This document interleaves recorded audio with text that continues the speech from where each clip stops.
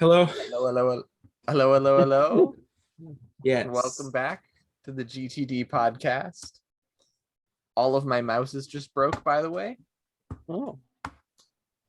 Like, Has it now? the keyboard doesn't work and the mouse attachment doesn't work. I don't know what's going on. It broke. What the heck? It like broke as soon as you started recording. Command. Sounds like you aren't the tab. Norax. All right, Well- changing tabs worked. Got it. All right, it worked. We're good. We're good. No, the mouse is still broken. Wow, this was interesting time. I mean, Well, makes it's a sense if it good was thing you triggered by aren't the main host, which would be me. Hello and welcome to the GT podcast. I'm the Norax. I speak for the podcast. As you can tell, Devin stole my intro, but it appears fate has deemed him unworthy of being a host. So, yes, that's certainly a start to this. That is a way to put it, though. Actually, it would make sense. Fate itself is not cool with you, I guess. Even though it's unfair. I don't understand. I could be worthy. It's not even that big of a deal. I don't understand. I don't know, man. Something about it. Maybe it has to do with me stealing the Lorax's lines. And it became more important than it really has any right to be. Maybe. The Lorax doesn't like his lines being stolen from a second person. He's okay with one, but two, not too many. He's okay with you stealing it because your username lines up properly. Yes, because I'm the Norax and I speak for the podcast. I speak for the podcast, for the podcast has no lips. All of that good stuff. Anyways, this intro is officially not funny anymore. Let's move on. I'm here as always with my two lovely co-hosts, Devin and Matthew. One of which is definitely playing a video game right now. Is he? Yes. Well, as long as you're focused enough to actually do the podcast, I just don't care. I am focusing. What's up, Dad? My dad just said something. Interesting. I do not need it in the mac and cheese. Thank you. However, yes, we did not do a podcast last week. I guess We did not. Scheduling conflict. Couldn't have possibly foreseen it. Yeah, something like that. Totally. I couldn't have, you mean definitely could have. Yeah, no. Couldn't have possibly foreseen staying up too late. That's not the main possibly issue. foreseen. Could not have foreseen it. The unforeseen consequence of very foreseen consequence. It was a tragedy. Yeah, that's No actions could have prevented this. Yep, that's what happened. Anyways, we didn't do a podcast last week, so this news is a week out of date, but I don't know. It's worth talking about. Oh, yeah, Yeah. There was a Nintendo Direct Mini that happened within the last week. As far as I'm aware, not well. The second Rabbids, Mario and Rabbids game was shown, as well as more Fire Emblem Warriors stuff, and also there was an entire Nintendo Direct dedicated to Xenoblade Chronicles 3. So all of that happened. None of those games I could very easily talk about, unfortunately, because most of them I haven't played, at least in the series. I've played the first Mario and Rabbids game, but like, it's whatever. It's a good game series. I am vaguely excited for the second one, but also the Xenoblade thing. Like, I haven't played any of the Xenoblade games, so I wouldn't be able to tell you squat about the third installment. Maybe it'll be like game. the first installment. I've never played it either. It'll be like the second installment. Who knows? It'll be both of them combined. Yeah, Xenoblade 3, it's just you get Xenoblade 1 and 2 for free. That would be basically an interesting business like, it doesn't change decision. any of the content, it just mashes them together. Wait, you're not saying that seriously. You're making that up. They make up a bunch of imagery okay. for it. so that it looks like a different game. But when you actually buy it, Anyways, it's just the two games with like we have three several things additional coming up side in the quests. show today. We will be discussing what we've done over the last 2 weeks, I suppose. We'll be looking at several trailers, specifically. I mean, everybody's probably already gone through this, but some Neon White, Cookie Cutter, Dread Delusion, Bow, Path of the Teal, Lotus stuff. What happened? I said them all at once, so it was very confusing for anybody listening. Now you'll have to actually wait until we get to it to know what we're talking about. Haha. All All right. moving on to host topics if we have any, which we probably won't, because by the time we get to host topics, I'm usually in the mindset of I want to get to the news now. But that's fine. Then maybe news should be before host. We're talking about the topics. news. No, the format works for now. We going on to the news. More Activision Blizzard news. What do you fucking know? It's almost like something happens at that company every other day at this point. Very likely true.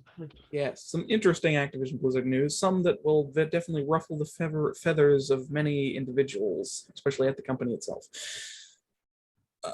Sounds like However- they're doing a good job. Well, you'll see. Then we're moving on to shameless self-promotion and the end of the show. So, without further ado, let's just get into things, shall we? Right. Matthew, what have you been up to?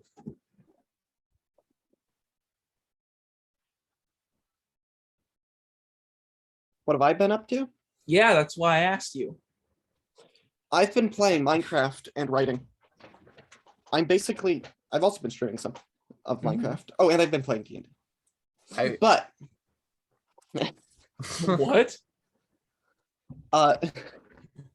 in regards to the Minecraft part, I'm going to be making my base out of an ancient city, but I need to clear the shriekers out first. And that's going to take some time.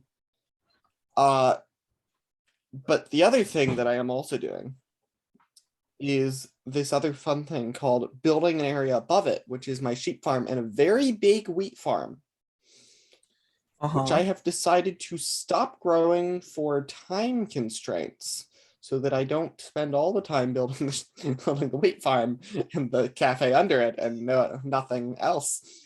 Yeah. As much as I want to make it go all the way to the ground, I think that's going to have to wait for another day.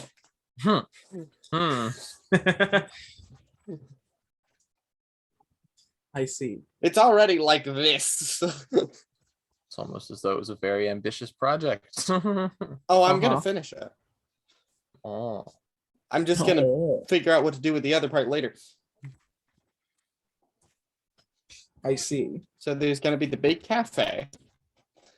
And then there's going to be the area under it. I mean, behind it.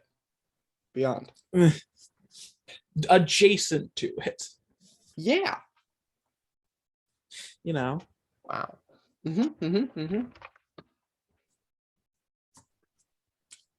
And Exactly. anything else? No.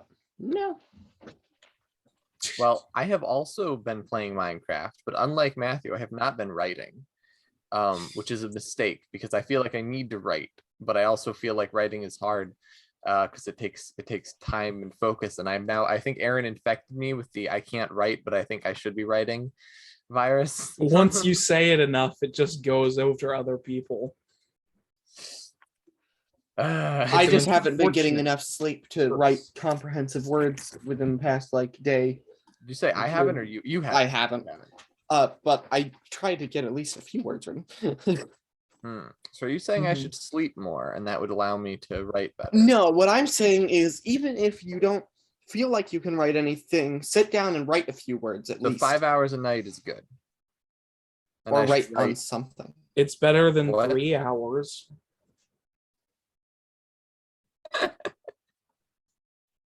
Yeah, it's definitely better than 3 hours. Okay. I'll go for 5 hours of writing a night. Hey, something that is fun is I finally started waking up to my alarms. Wow. I didn't used to. I didn't, it's not a video game, but it counts as a game. I played darts. I played shoot balloons with darts, and that was fun. Right. And it turns out that I am very, very good at missing, but hitting the first time. So the very first shot I took, I hit a balloon. And then the very last shot I took, I hit a balloon. I see. And every other shot. It was terrible. Makes sense. It was hilarious though. And there was one person there who was able to hit 2 balloons with 1 shot. Wow. Impressive. Yeah.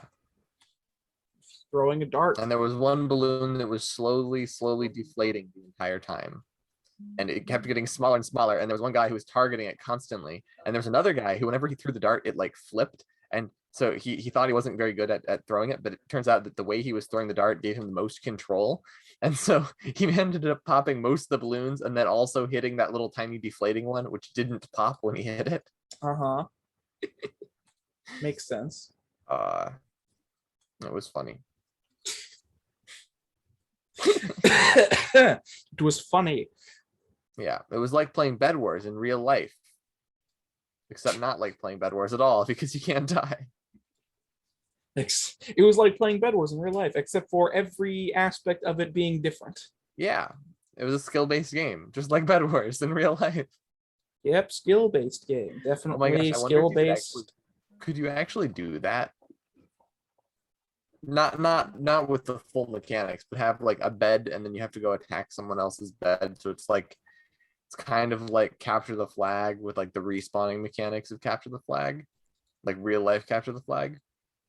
I think that has respawning mechanics. Well, actually, Devin, while playing Or, like, darts, you could cops and- technically die within potential. Okay.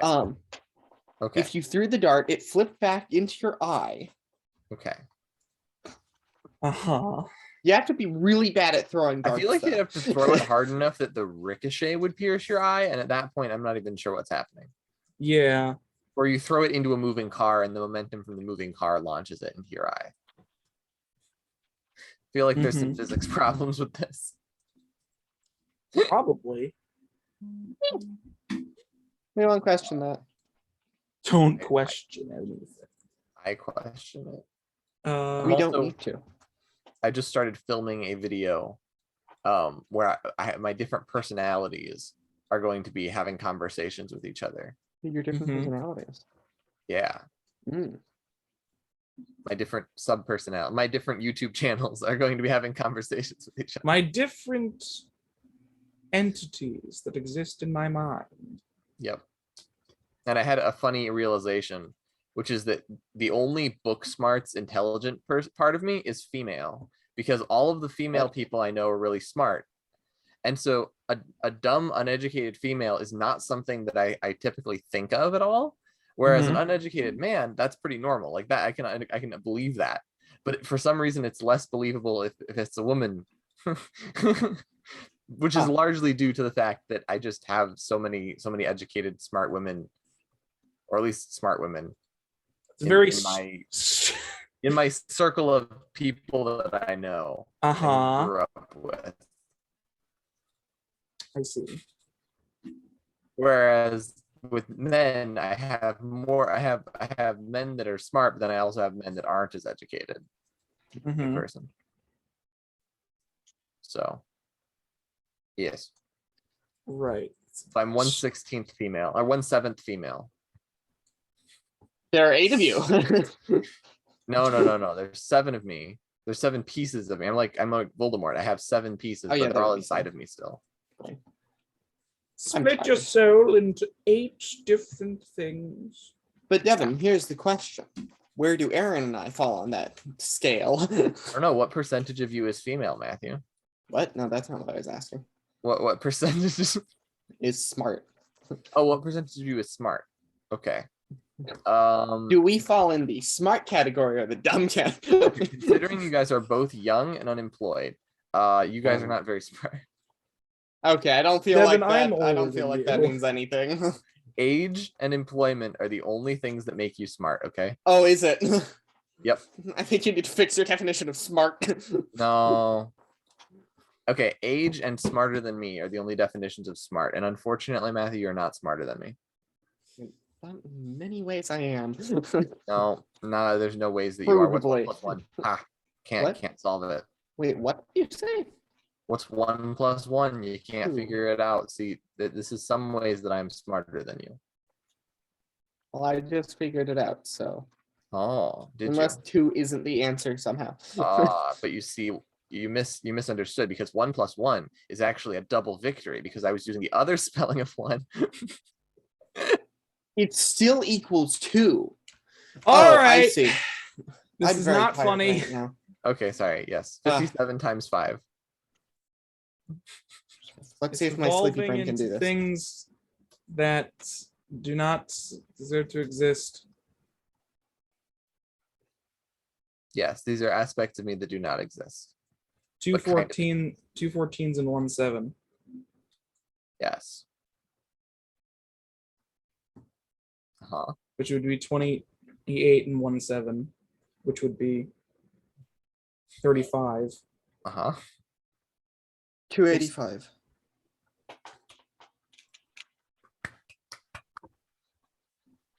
I'm really tired right now. 7 times 5 is 35.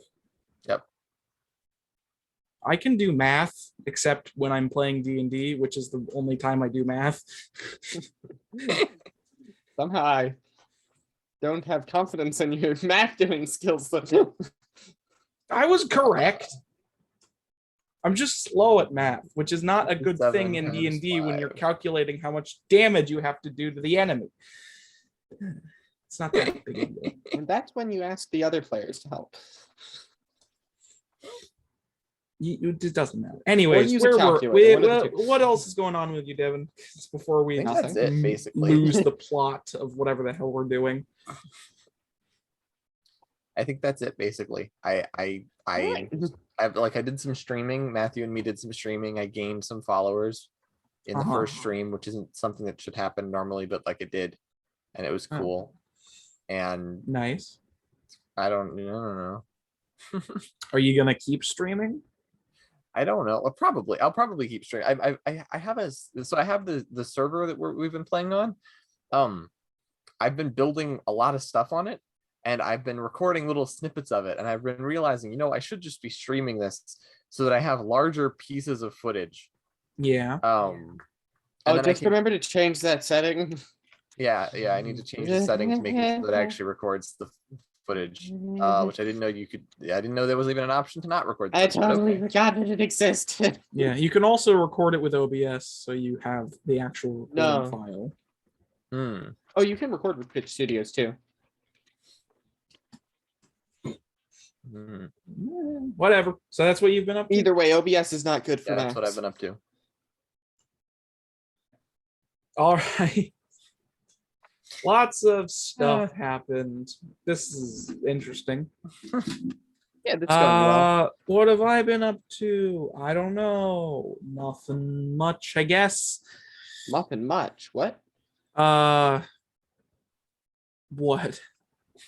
I heard muffin when you said nothing much. No, So I said nothing. muffin much. What? Nothing much. Not in muffin. Nothing much. What? Be quiet.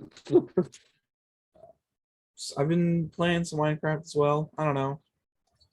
Devolving into it. I don't know. I haven't been doing a lot of other things. Just podcast and other stuff. Taking care of the flea problem with my cats. All that other stuff.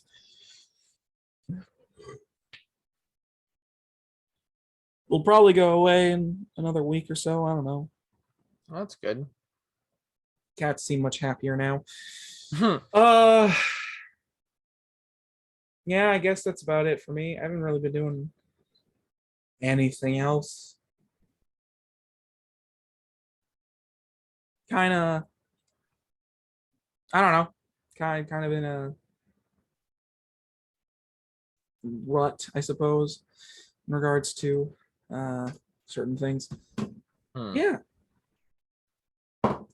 I don't know. Technically do less than both of you, and yet I feel like I take up more time, which which is interesting. Mm. Yes. Yeah, I guess that's it. I don't know. I'm just thinking because, like, really don't think I've done much else. I mean, like, I guess in regards to the Minecraft, the only I've just been building some more stuff. It's not really too interesting to go into detail for. I will say that I've been mapping out the world, which has been pretty enjoyable. I don't know. It's something about just exploring large swaths of the world and mapping it out is just satisfying. Not entirely sure why specifically, but satisfying. Exploring large swaths of the world, mapping it out, stuff like that. But yeah, that's it for me, I suppose. Which means we can move on to trailers. Also, I don't know. I'm not really. I've been awake for a while, but I guess I don't know. I sound boring again. I sound boring. I mean, you aren't excited. You aren't like, yeah, bro, I've been building and working. I mean, you built a massive mega castle. Like, you actually built multiple buildings. I haven't even built a single building on my territory. I've claimed a massive area. I built a mountain, and I haven't built a house because I can't build houses. I have zero confidence when it comes to building houses. Well, it's not that hard to build a house. Oh, it is hard to build a house. Is it? I have zero experience building houses that also have roofs and are also completely finished. I see. Also, I think Matthew's muted. Oh, I said, don't worry, roofs are difficult. I mean, I know. I know. Although I think I know what I'm going to do with my roof. Roofs so... are impossible. No, they are. They're impossible. That is factually correct. roofs are impossible, he says. Roofs, you say, are impossible. I'm not even joking though. They're so hard. I have several buildings with roofs. What's hard about getting because you have to be confident with it, and then you're done, and you're like, all right, I'm happy with this house, and you aren't going to add more to it or whatever, and you have to actually like plan it out ahead of time, and you can't just like expand. Like with a cave, you can just keep expanding in all directions and add new rooms and whatever, and you build a house. Once you put the roof on the house, expand more with the you gotta house change too. the roof if you want to add stuff to the house. Exactly. No. That doesn't seem like an issue to me. It means that you shouldn't have built the roof in the first place because the house wasn't done. Mindle, I may not be one to roofs. talk on this because I'm the one expanding a wheat farm out way too far and then building a cafe under it. So yes, both of your bases are going to look very impressive. Yeah, that's true. I haven't even built my house yet. Yeah, I want to see you do that because I want to know what it looks like.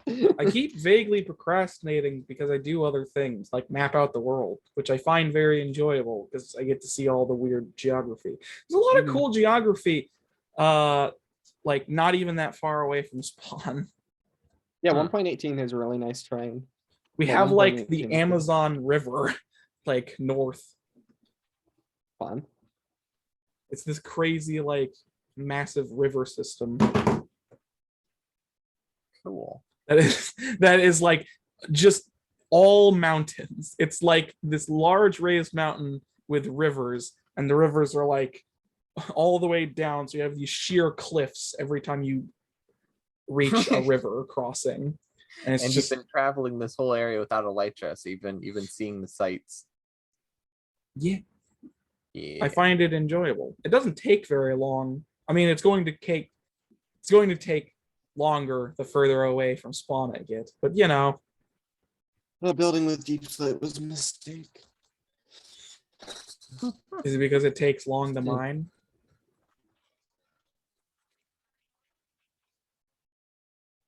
It's the amount I need, and then combined with that, yeah, the amount of time it takes to mine. It's such a pretty block. It is so pretty. Yeah. I did. So Matthew wanted a beacon. So I decided that I was going to go get him he decided to go get a beacon to go get the wither skulls. So he went to the nether and he killed like 30 wither skeletons or 10 withers. He killed like very few and he gave up. And so then I went there and I just hunkered down and got a wither skeleton, or got a wither skeleton almost immediately, and then killed it and got a wither skull within like the first 5 wither skeletons. Makes sense. And then stayed there until my food and fire resistance potions ran out, and ended I up with see. 4 wither skulls. That I got some of them. Yeah. I And then have- he got the I 3 of traded them. for them, He but I traded. mined all the iron myself. Yes. I Yeah. now have way too much iron, which is basically all in the beacon, but still. Mm-hmm. The amount I have Mhm. cannot be understated. The Well, amount over I have two- cannot be almost understated. 3 stacks. 1 block away from 3 entire stacks was what I ended up with. Beacons The take a one- lot of iron. The one thing that I am kind of a little grumpy about is how that something changed with the way slime spawning works. So I can't do the same slime farm that I used to have, which is that I would just clear out a huge area and then slimes would just spawn in it. I And mean, I can't that's do that anymore. that's the old faithful. I know, but it didn't work. I mean, slimes now spawn in swamp biomes as well. So I know, but I don't want to go to a swamp. I actually, that is a good idea. Actually, just hang around a swamp biome for a little while, kill some. Mhm. Hmm. It's like you could either go find a swamp biome or find an underground area where they spawn, which is harder. Or clear out a massive underground area and hope to find an area where they spawn. Yeah, at Bedrock, That- obviously. Hmm. Hmm. It's like finding slimes is easier now because they just spawn in the overworld. They've You have to find a always spawned in swamp, the but it's like swamps aren't that hard to find. Did You you just find keep a swamp? going. Is there a swamp? I did not. There I are have not so actually many seen it yet. swamps. Okay. I mean, I don't know how many chunks Matthew has loaded with his stupid elytra flying to find his base, but he's probably found a couple swamps. I found at least like 15, I feel like. I found at Oh my least goodness. Oh, because you flew 15. around for like forever trying to find the ants or the dark city. What are they called? The ancient city. Ancient city. Mhm. Yeah, I totally didn't also forget. Right. Well, I don't know what happened, but I said we were moving on to trailers and then we got distracted by other things. So Yes, trailers. These are Yes. cool trailers. let's move on to trailers. So our first trailer of the day is The The Plucky one- Squire. The no, Plucky Squire is a great game. We've no, not we are covered it before. It's unique. No. The Plucky Squire. no, we talked about this You play already. this game. You should play this game. Play the game. I mean, you should. It's very cool looking, but Uh, that isn't what we're talking about. We are talking about. Why do I sound so boring? I don't know what it is. My voice is you're like tired. my voice is graggly, and I sound really boring. Okay. How about don't know what's you going go on. into it, you take the monotone, you embrace the monotone, and then you just have monotone, Aaron. Yes. Monotone, Aaron. But Norak. the launch trailer for Neon White, or specifically, well, I mean, we're talking about the launch of Neon White, I suppose. This is a game that has been out for, oh boy, 8 Wait a months now. wasn't this week old? Hold on a second, I accidentally clicked on a button. No, go away. Oh my god, things are not working, my friend. So Neon White. Neon White is a first-person platformer shooter game. It's kind of like, how do I explain? But it's basically Neon White is a first-person shooter where you run around the environment and like parkour stuff and kill enemies and go through levels. However, the whole gameplay mechanic is that everything you do is you use a card to do everything you do. So once you do something, you can't do it again. So once you use a card, you can't use that card again, presumably on that run of what you're doing. So you have to be tactical and tactful with your usage of things. And then it turns out you physically can't use the same card more than once in the entire game. Maybe. That'd be interesting, but also ugh. I don't feel like that would be a good game mechanic to get you to use the cards. People like me would not use the cards ever. You have to. That's literally the whole gameplay mechanic. Oh, okay. You can't play the game without using the cards. All right, then just don't play the game, Devin. Yes, Neon White has been out for a couple weeks now. It would have been not as jarring had we actually done a episode last week, but is it a puzzle game? It specifically describes itself as a speed running FPS. So I guess you could classify it as a puzzle game because the goal, like, you're speed running through a level, killing enemies with the cards, and you have to be tactical about your usage of the cards so you actually get through the level. And it's like it's a first person platformer or parkour as well, so it's like the movement system. What is that game?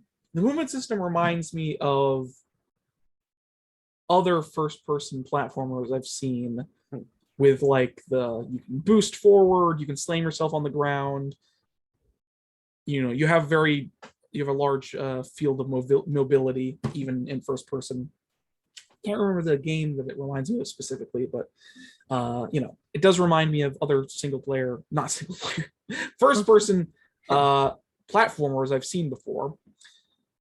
Also, this is not the first time we've covered Neon White. We covered Neon White when it was originally first revealed, like a couple months ago, maybe over a year ago, during a Nintendo Direct when it was originally first shown. Oh. Actually, I think it might have been the E3 discussion stuff last year. So literally like a year ago, basically. We've talked about this before. It looked really good then. It still looks good now. It is officially out. So you can go take a look at it on your old Steam and Nintendo Switch. It was also published by Annapurna, which has a pretty good record for publishing good games. Yeah, I looked it up. It has a 10 out of 10 review on Steam right now. It's got 3,000 reviews. Angel Matrix and Machine Girl as well. So yes, Neon White. I very much enjoy the aesthetic of Neon White. I believe I mentioned this. I was gonna guess that. No, I feel like I have mentioned this when we originally talked about it, but I do enjoy how it looks. One Piece. You enjoy One Piece, yes. What? It doesn't look like One Piece. It looks like One Piece. It looks exactly. No, it doesn't. Like it looks more like freaking, what is it called? It looks more like Bleach than One Piece. I don't know why it looks like One Piece to you, because it doesn't even remotely remind me of One Piece. It reminds me of One Piece. Okay. Don't know why. I have no idea why. And I'm looking at the art again. I don't. Like it definitely has an anime art style. It reminds me of one. I think it's the. I don't think it's the art style. It's the.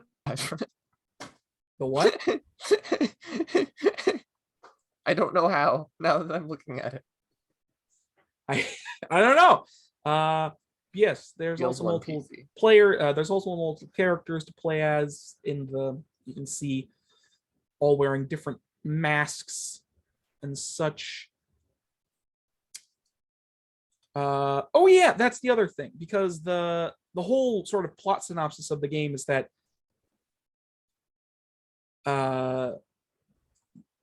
that's right, you're you're literally sinners or what have you. You're plucked from hell, which is the word it's used in the trailer. I don't know why I used it like that. It's weird. But basically, I forgot to mention the whole plot synopsis of the game is that like you are individuals picked out by God essentially to do his work. So you clear out heaven from all the different like bad guys, which is the sort of setting of the game. I forgot to mention that. It's very important for those of you who are actually maybe interested.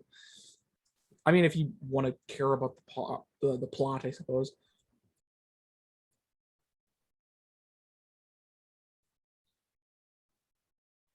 But yes, Neon White. Anything to add or say to either of you? Oh, oops. I hit play on the video. Mute. There we go. All right, then. Just trying to I'm just backing it up because this is the next one. The cool one. But yeah, Neon White. You can check it out if you want to. Suggest you do because it looks good. Moving on to the next trailer we have is for what? Squire. What did you say? Or you could pick up the Plucky Squire. Yes, you could do that. I said, yeah, you could pick up Plucky Squire and have a better game. Or a different game. It's even though it's worse reviewed, probably a better, in my opinion, game. It's happier. Has a lighter aesthetic. Yes. Moving on to the second trailer we have for Cookie Cutter, which is a interesting name for a game. If you, because usually that's like referred to things that are, you know, generic. This is very much not generic though. But Cookie Cutter is a very stylish looking Metroidvania, 2D side-scrolling Metroidvania. God, I need to be better with my words sometimes. Where you play as some sort of android robot. No. I'm just, and you beat things up. Completely lost my train of thought. But yes, Cookie Cutter. It is a. I just need to restart this segment altogether. All right. Cookie Cutter is a side-scrolling Metroidvania beat 'em up style combo filled, you know, all that good stuff. Where you slide. It has all the mechanics that you'd expect out of Metroidvania at this point. It has a very cool sort of punk rock art style. As you are playing as a robot, you have many cool strengths and mechanics to work with, such as chainsaws and just beating people up with your robot fists. But I mean, it looks. It appears you also have some kind of like super attacks as well as being able to grapple things most likely. Like it looks like it has a pretty deep combo system, like not just your average like, but it actually look like, you know, attacking things, but it actually looks like it has like a deep combo system where you can chain attacks together into other attacks and like grapple things, move them around, and you know, like the combat itself looks pretty deep, and it is a Metroidvania, which means it's not all combat. It's also exploring and gaining new powers and going about the environment. The general plot structure of the game appears to be you are trying to find your creator, who was snatched away by some kind of malevolent force. Who knows?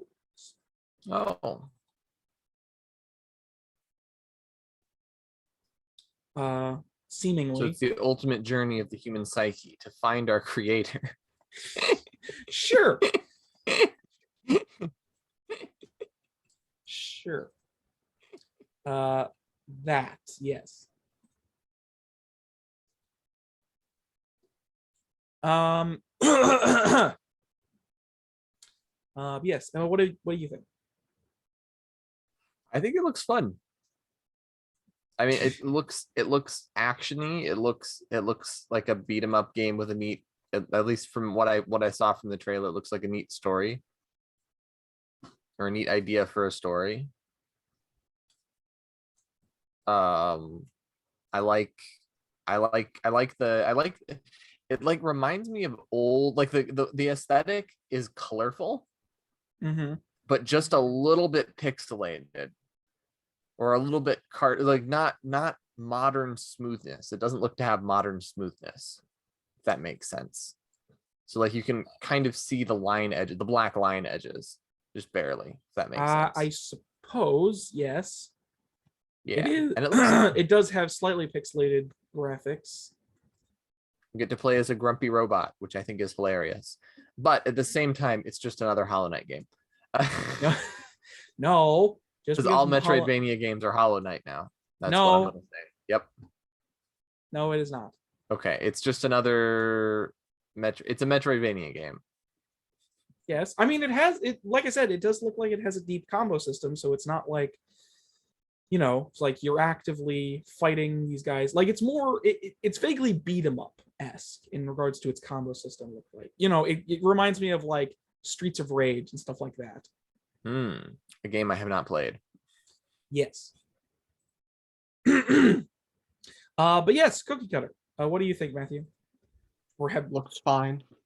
all right. Anything else to add? I from looked either at of you? these. No. What about you, Devin? I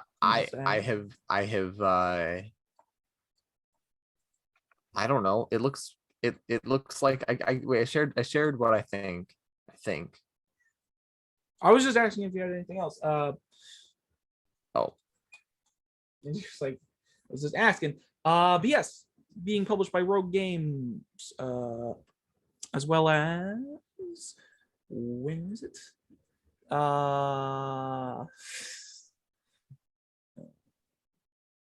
Hold on a second. Yes. The game sells me on its aesthetic. It like has a certain unique aesthetic, and then the tempo, like the way that it feels like it'll be a fast-paced fighting game. Whereas like Hollow Knight, I'm comparing everything to the only things that I know. So whereas Hollow Knight is much slower and has like this nice story and ambiance, the game will have ambiance, but it won't have a slow ambiance. It'll have this like faster, more rugged steampunk ambiance. Well, I suppose I wouldn't classify it as steampunk necessarily. It's definitely punk. Like it's very like punk rock. Punk rock. There we go. Like it has a very punk rock aesthetic with like the bright colors and the general character designs and stuff like that. And if there's one thing that I like, it's punk rock. Is it? The only music genre that I actually like. That feels like not a lie per se, but no. Wait, what music genre? Punk rock. It's the only music genre that I actually would like, that I actually like over other music. So like if I'm in the mood for just music, then whatever. But I like, what about classical? What about classical? I don't like classical. Really? I don't dislike classical, but I don't like classical. What is wrong with you? I actually like punk rock. Punk rock music is nice. It's like it's fast paced. It's exciting. It's energy. I need to remind myself of what punk rock sounds like. It sounds like energy. It sounds like injecting energy straight into your veins. Just think of a lot of bright neon. Yeah, just think of what neon sounds like. The That. color neon. Imagine that as a music wave. But yes, Cookie Cutter. It will be releasing neon for is a color. PC sometime next year. So we have some time to wait for this. That's fine, genre. But 2023, it will be releasing sometime in 2023. So look out for it if you are interested, which I know some of you are. Yes, and that was Cookie Cutter. Next up, we have a trailer for Dread Delusion, which the early access launch trailer. So you can get this game in early access currently. It is out in early access if you want to go look at it. Dread Delusion is a oh my god, why must everything It's an be RPG, slow right? today? Yes. Dread Delusion is a PS1 styled. The reason I say PS1 style is because of the art style, the general like low poly look of everything. It's very PS1. So the Dread Delusion, a PS1 style action RPG in a very dark like not apocalyptic. What's the word? Tony. It's a very stark Tony. What is the word? Stark Tony. It's Stark Tony. Stark Tony. Stark Tony. Stark Do you Tony. get the joke though? Stark Tony. Because it's Yeah, Tony Stark. I get it. I get it. Okay. I didn't know if you got it. I just needed to spell it out very clearly. But yeah, aesthetically speaking, the game looks very. How do I describe it? Like Well, it, like Oh, that would be great. I don't have the word for it, but Dread Delusion, aside from being in the style of an early of a PS1 game, it visually speaking, it also mimics a lot of what I would say. Like it reminds me, and even says that is inspired by old school RPGs of like the early like PS1. So specifically like Morrowind, like it specifically says it's inspired by Elder Scrolls 3 Morrowind and Kingsfield of all things. Well, not of all things. Like that is specifically what I thought of when I looked at the game. It does very much remind me of Kingsfield with because it's a first-person RPG adventure where you're going through this large world, doing a bunch of quests. You can create your character or from multiple different classes.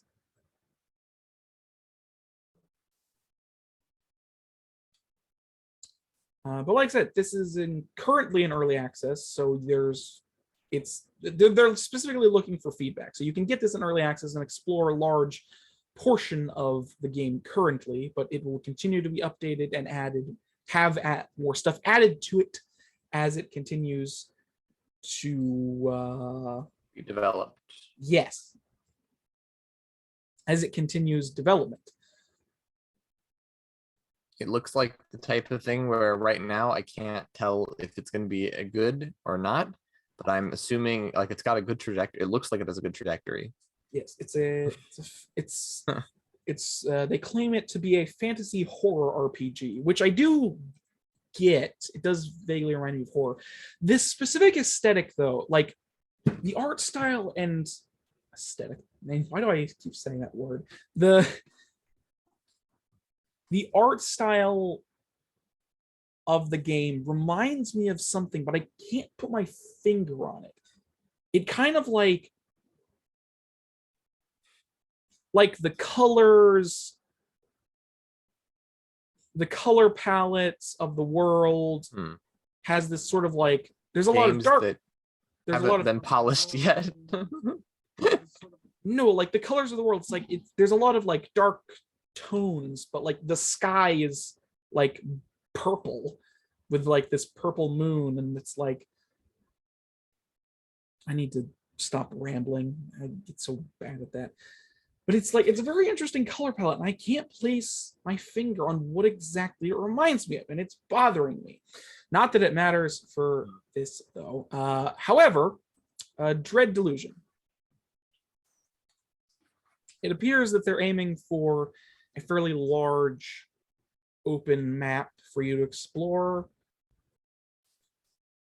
Yeah, they haven't shown too much of the gameplay itself in the trailer, but it looks like you'll have magic, you'll have your basic RPG staples of magic, magic, sword combat, all of that, most likely ranged combat with bows and arrows as well. Hold on. Yes, it's also very, in terms of the actual combat, it is very King's Field with you have a stamina meter where you charge up a bit of your thing to do an attack, and it's very King's Field-esque in that way of like slow combat. For those of you who don't know, specifically Devin and Matthew, King's Field is I have no idea what King's Field is. King's Field is an old RPG series that started on the PS1 and went, I believe it had like 4 installments and was developed by FromSoft, the Dark Souls developers. So that was their game series before they made the Souls games. And if you play Demon Souls, it very much has a King's Quest, King's Field vibe to it, because it was the game they made directly after the last King's Field game, and it had a lot of the King's Field developers on the team. So so Dark Souls is kind of like a spiritual success. The Dark Souls series is kind of like a spiritual successor to the King's Field series in regards to dark action RPGs, slow combat, brutal difficulty gameplay wise and stuff like that. But yeah, the King's Field series is very cool. I'm going to stop my rant there before I just start talking about King's Field instead of the game I can I'm see supposed the to graphic similarity. Yes. The little amount of gameplay we have seen of Dread Delusion in this trailer, at the very least. There's probably more trailers regarding the gameplay out there, but the little bit of gameplay I saw in this trailer specifically very much reminds me of King's Field in regards to. If this was my cup of tea, I would be very happy, because this looks like it's executing it very well. Yeah, it looks very good for what it's trying to go for. I enjoy the PS1. Oh yeah.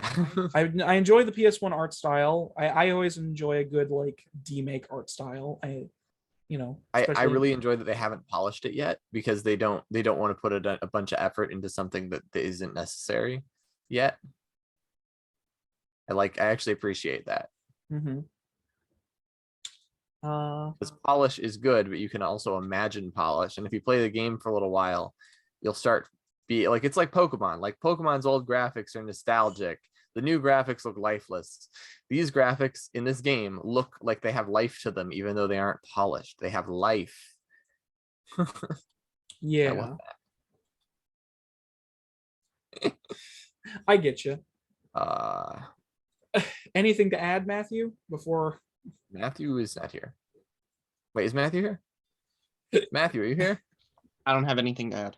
Oh, you are here. That's what I assume. But, it's always good to ask, because yes, Dread Delusion. 1 in 10 trailers. I have something to add. 1 in 20. Okay, 1 in 5 podcasts. I one have in a something to add in the trailer lifetime's section. worth of trailers. No. Dread Delusion. True. 1 in 1,000. It looks good. You can get it on early access.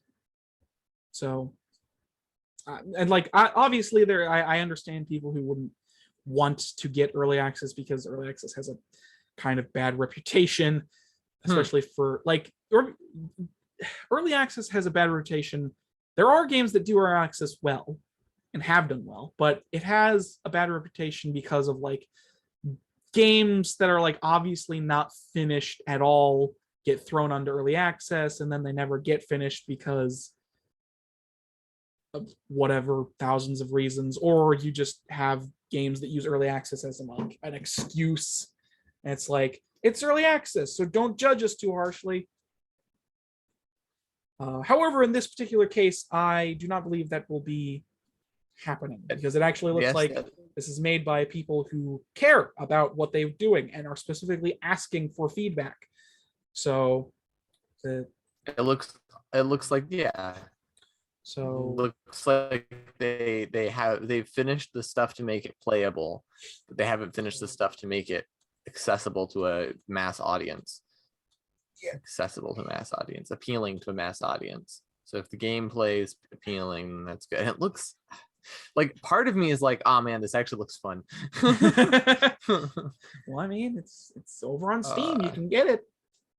I probably won't get it. That's because you don't get anything.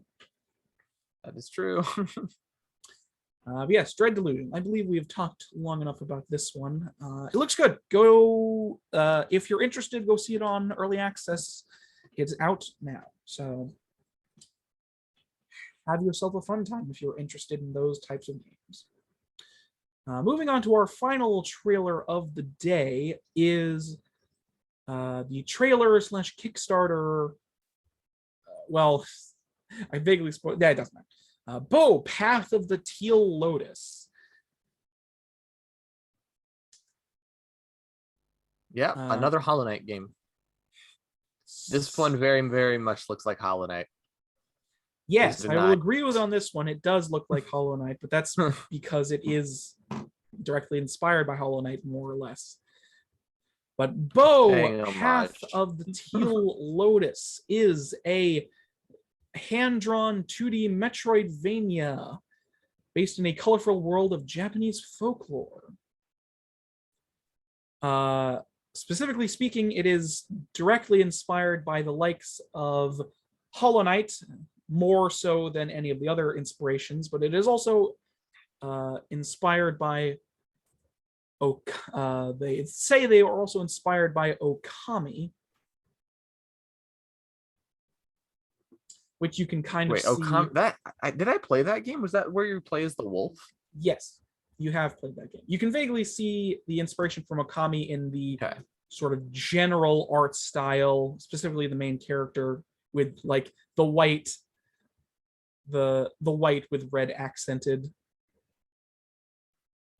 character.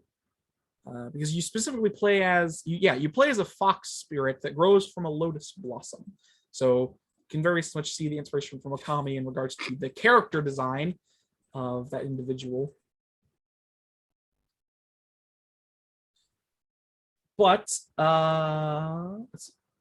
yes, influenced by Okami, Hollow Knight, and Celeste, among others, in regards to what the team behind this is inspired by.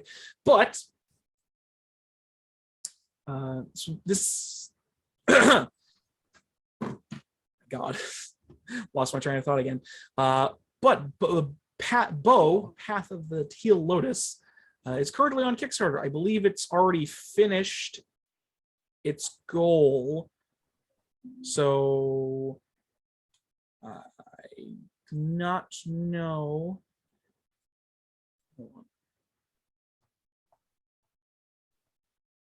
So what we watched was that the graphic-y, like, wait, this is the pre-Kickstarter version no, of Bo? this is the trailer that was this was the Kickstarter. This trailer specifically was the Kickstarter launch trailer, but it has more gameplay in it than that the other explains it trailers. so much, because it looks like they finished the graphics and then there were certain parts in it was like, how is this boss fight supposed to work? I understand now. They haven't added mechanics to the boss fight. The Kickstarter ended a while ago. Okay. But the reason I was notified about this is because another trailer that came out for it, however, that trailer had less gameplay to talk about. So, Well, in this trailer, it looks as though you are playing a game. Well, I mean, like, there wasn't... And battling. Oh, whoa, that's kind of cool. Wait, what? What? You can do like a launch where you like launch yourself into the air. Like you get to make a pillar and you just like tower up on a pillar. When he's fighting the sea dragon water creature. But yes, it's also very heavily inspired by Japanese folklore, as you can tell because of all the different Japanese, like Oni, not Oni. What is it called? I don't remember the name for the Japanese ghosts things. Shinigami. Sure, whatever. The name for the Japanese ghosts. Japanese ghosts. And it'd be really funny. It's like you translate that into Japanese and then you translate it back and it's actually just ghosts. Yokai, I believe, is the word I'm looking for. Ah, yes. There we go. So it's very, like, I don't have to go into massive detail about, you'll get the idea. If you've played Okami, you'll kind of get what I'm talking about in regards to, like, you know. So it's going to be a boring game that's also really difficult to control. Just because you've never played a video game does not mean that's a fair assessment of what Okami plays like. It's going to be just like Spyro, a challenging game that's difficult to control. Or Dark Souls, a challenging game difficult to control. Okay, Devin, I think you're just bad at video games. No, Dark Souls is difficult to, or Breath of the Wild, a slightly easier to control But game. yes, one of the more interesting things about this game's development is that it's being made by Squid. Where was their studio name? And what can you tell us about Squid Game? Wait, is it called Squid? That's not what it's called.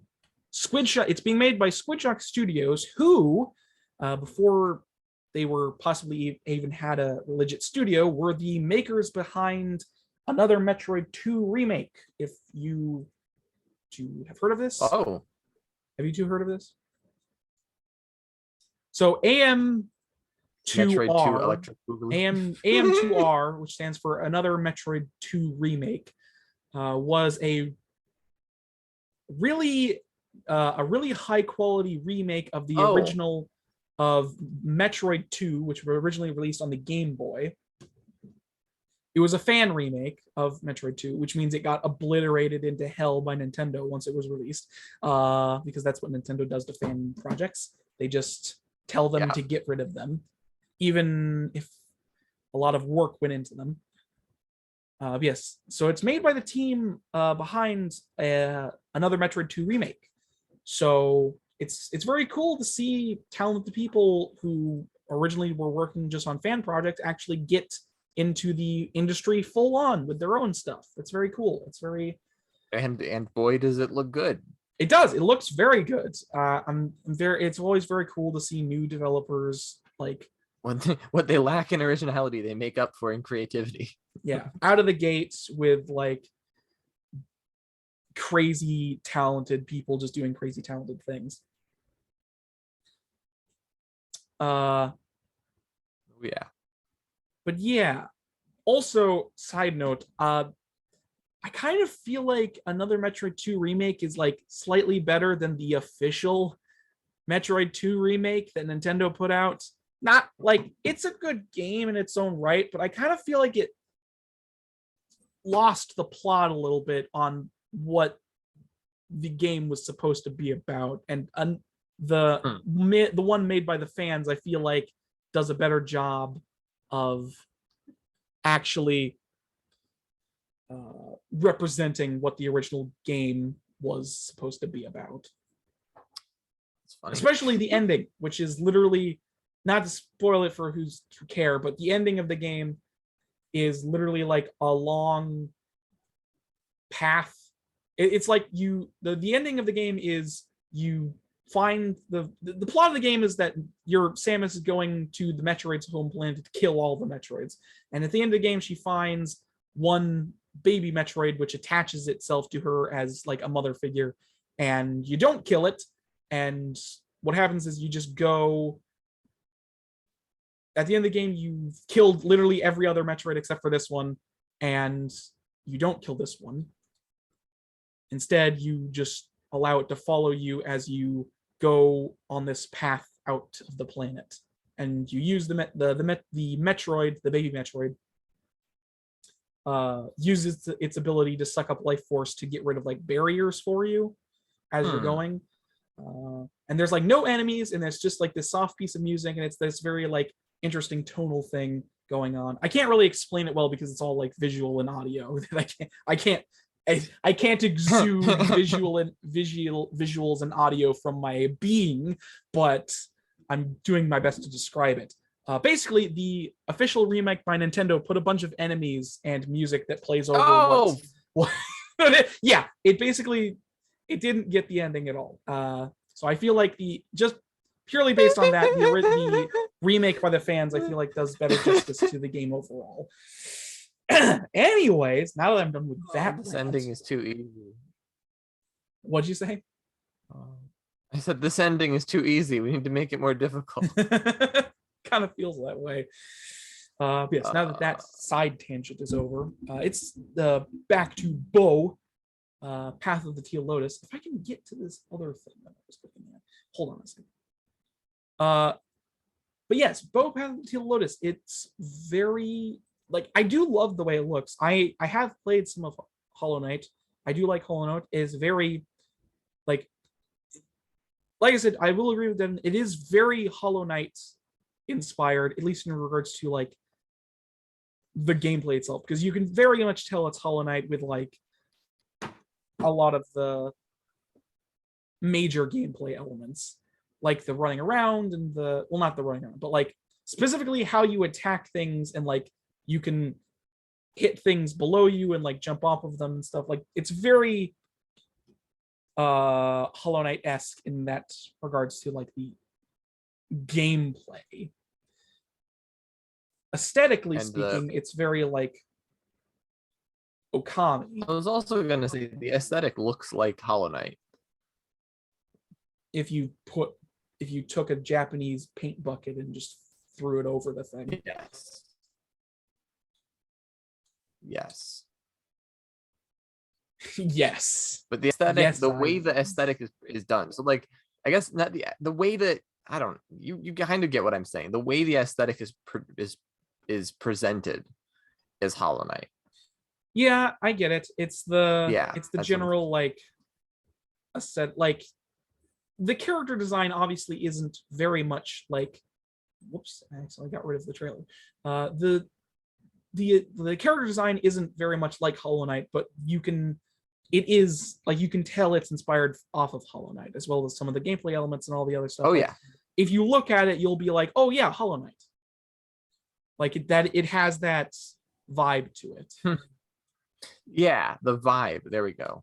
I agree. It does. It very much does have that thing. It's just like you look at it and like, Hollow Knight. It's like if Hollow Knight were wearing different clothes, you'd still be able to recognize. Like this looks like Hollow Knight wearing different clothes.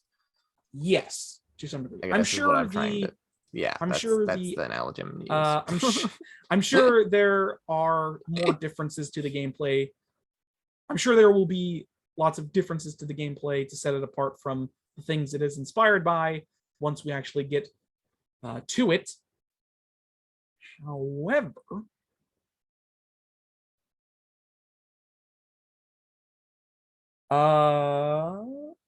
why did I lose my train of thought? God, I hate it when I do that.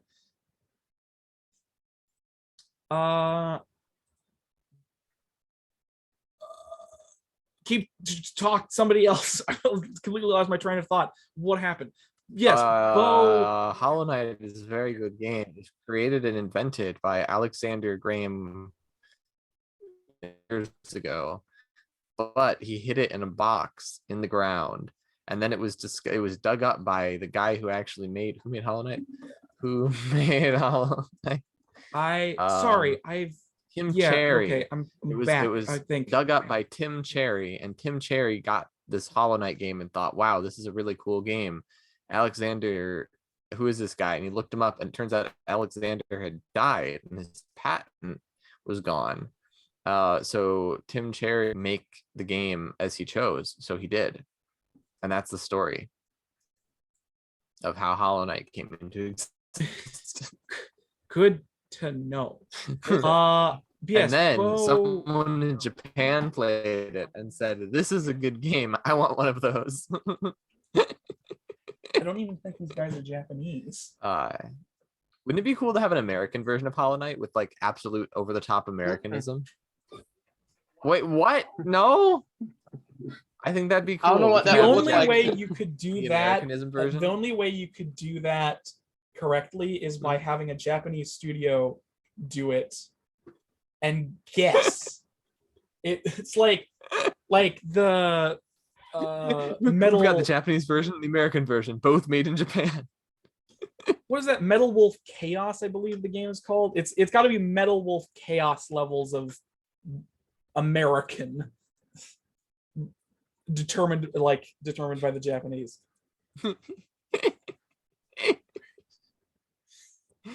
Oh, that does sound fun. I think that would be a neat game. I think I would probably play that if there was an American version of Hollow Knight that was actually like American skin, with the mechanics being, I don't know what would some of the mechanics be? You eat a McDonald's burger to get powers, or maybe the bad guys are McDonald's. I don't know. Yeah. Also, And- I want to just side tangent slightly because I brought up Metal Wolf Okay. Chaos and you were talking about American aesthetic. Metal Wolf Chaos is a game that was entirely made by Japan.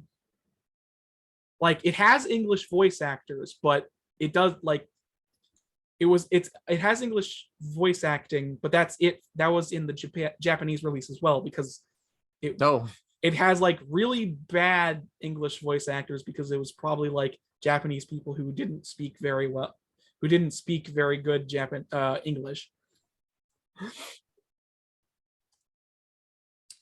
And it's like this super over the top ridiculous thing where you play as the president of the United States who goes around in his mech suit freeing the country from and what was it? You free the country from like what's the second to the president? The VP. Unless like it's the speaker of. Is it the speaker of the assembly or is it the vice president? vice president. That's what I'm thinking of. Okay. The vice president forcibly takes over America after I don't even remember. The game is so dumb and over the top. Wow, It's this amazing. this is realistic. Vice president. I mean, actually, it is pretty West realistic Coast. because you may not know this, Aaron, but not that long ago, instead of the vice president being selected by the president or Congress or being selected by the winners, the vice president was always the person who ran against the president. Uh-huh. So if only we still had that rule, we would have opposing people being vice president and president, Right. which would be funny. That doesn't seem like a bad thing. It doesn't seem like a bad thing No, not necessarily. Why I was mean, that removed? because then the vice president could assassinate the president and then they'd be president. Oh, Although honestly, I think that's nonsense because if we're at the point where we're assassinating each other, we have a bigger problem. Which is that the government has too much power, that people are assassinating each other for that power. Mm-hmm. Yeah. Anyways, We should have religious classes to teach the sanctity of human life to politicians. you don't have to be religious to do that. You have to be religious, Aaron. Only religious people figured out that people have value and should be treated like humans. Yeah. Called humanism. Okay, look it up. It has a religious origin. Christianity is the way it is. It has. That's why. Yeah, the Catholics practice lots of humanism, and yeah. I never and told yep, anybody. Yep. Mm. Mhm. That's why having. Hey, by chance, is there a place named That's Salem? why. Yeah, that's why we separated the religion from our government. That's why we didn't want religion in our government at all, because it definitely doesn't interfere with logical courses of action. It was too humanist, Aaron. The government needed to be able to kill people, and so they had to take the religious nonviolence out of the government in order to make. Yes, because government Christianity has never waged wars against each other before. Look at history, Aaron. Point to me to a single war where Christians were fighting a war because of Christianity that wasn't All a right, crusade. not a war. Let's call it. Oh, I don't know. I mean, The And wasn't all the civil Crusades. wars caused by Catholics and Protestants? A war was not caused by religion. However, it has killed a lot of people. Which war? A war has not been caused by religion specifically. I mean, maybe you were What? being sarcastic, but Wait. There have been wars caused by religions all over. Mhm. Wait, I'm like not joking now. There have been wars. There's my like the point was, I Pakistan, was just bringing up, it's India, like and- religion, especially Christianity, has killed a lot of people. So you can't really claim them to be humanist when they've killed a lot of people that weren't them. Right. But communism has also made a lot of people poor. Mm. But you can't say that communism isn't trying to make people wealthy. It's just that it results in killing people every It's time. not trying to make people wealthy. It is trying to make the Is it? people that it wants to make wealthy. Okay, there it is. It doesn't need this side tangent. Doesn't need to do this. Why are we here? How did this? Well, because we're a gaming podcast. We're a gaming podcast. We need to talk about international politics and humanism. Just keep your goddamn religion out of the fucking governmental politics. It makes things more complicated than it needs to be, and it shouldn't exist. Okay. What about ideologies? Should ideologies be in politics? Like anti-racism or racism or anti-racism It's or not being racist social- isn't an ideology. It's just not being a prick. not being racist isn't anti-racism. Anti-racism is where you're a prick to people who are racist. And you also can define whatever you want to be racist as racist, including things that aren't explicitly racist, but you can define them as racist because they have a tenuous connection. Uh-huh. Or a Once less again, I'm than- pretty a sure less Aaron's than- definition of people works. What's Aaron's definition Some of people? What? Who? What? Your definition of being racist works here too. Wait, what is Aaron's definition of racist? I haven't actually heard this. Yes, this is a relation to gaming. Why- Aaron, what's your definition of racist? Why? Why? is There's this not a right? personal definition. You have a personal definition because the official definition actually has the word racist in it, which is nonsense because then you can't have a definition because definitions can't have the definition. I'm going to look this up. Definition of racist. I mean, it's Prejudice, something against racism people who is. Okay. We don't need to go into this. Yeah, this is not gaming related at all. I don't even Okay. like have the energy to do this because it's like my answer is like I don't fucking care. Like I'm. What is like?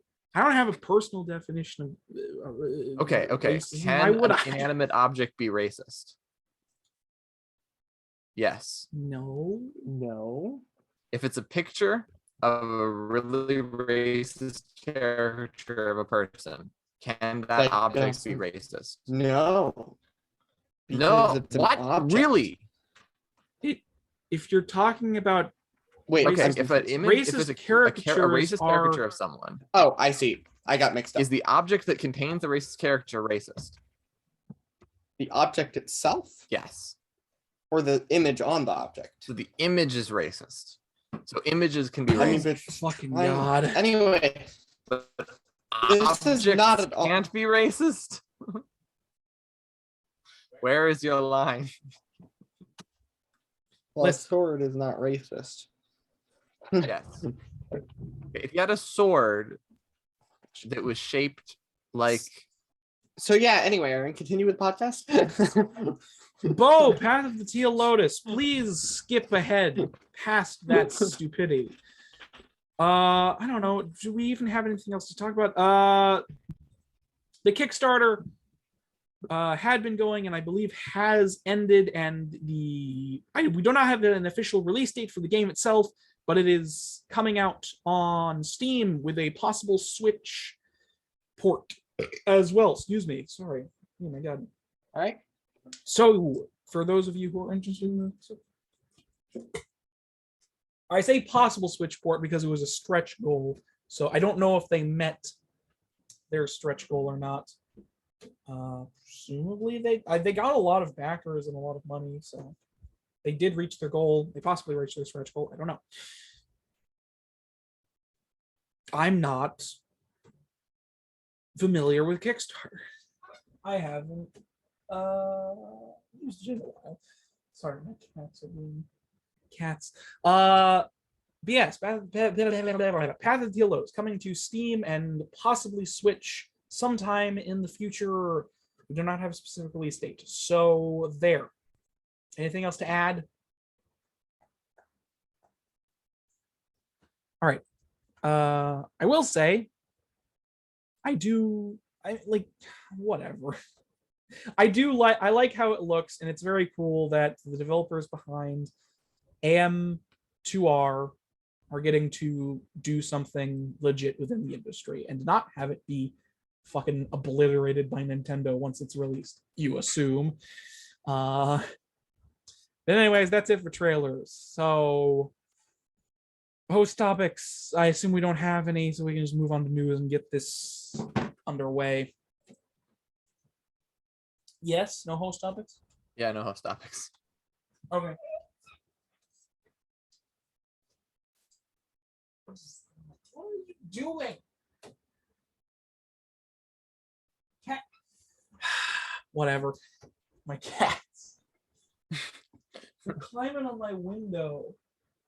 Oh god. Whatever. As long as you don't break it, I don't care, I guess. Where were we? News. Yes. Sorry. This has been an interesting podcast episode. Did I even detail? I don't even remember if we detailed what the news was. More Activision Blizzard shit. Yeah. So the first bit of news is related to something we talked about before. I believe probably a month ago at this point. We talked about how the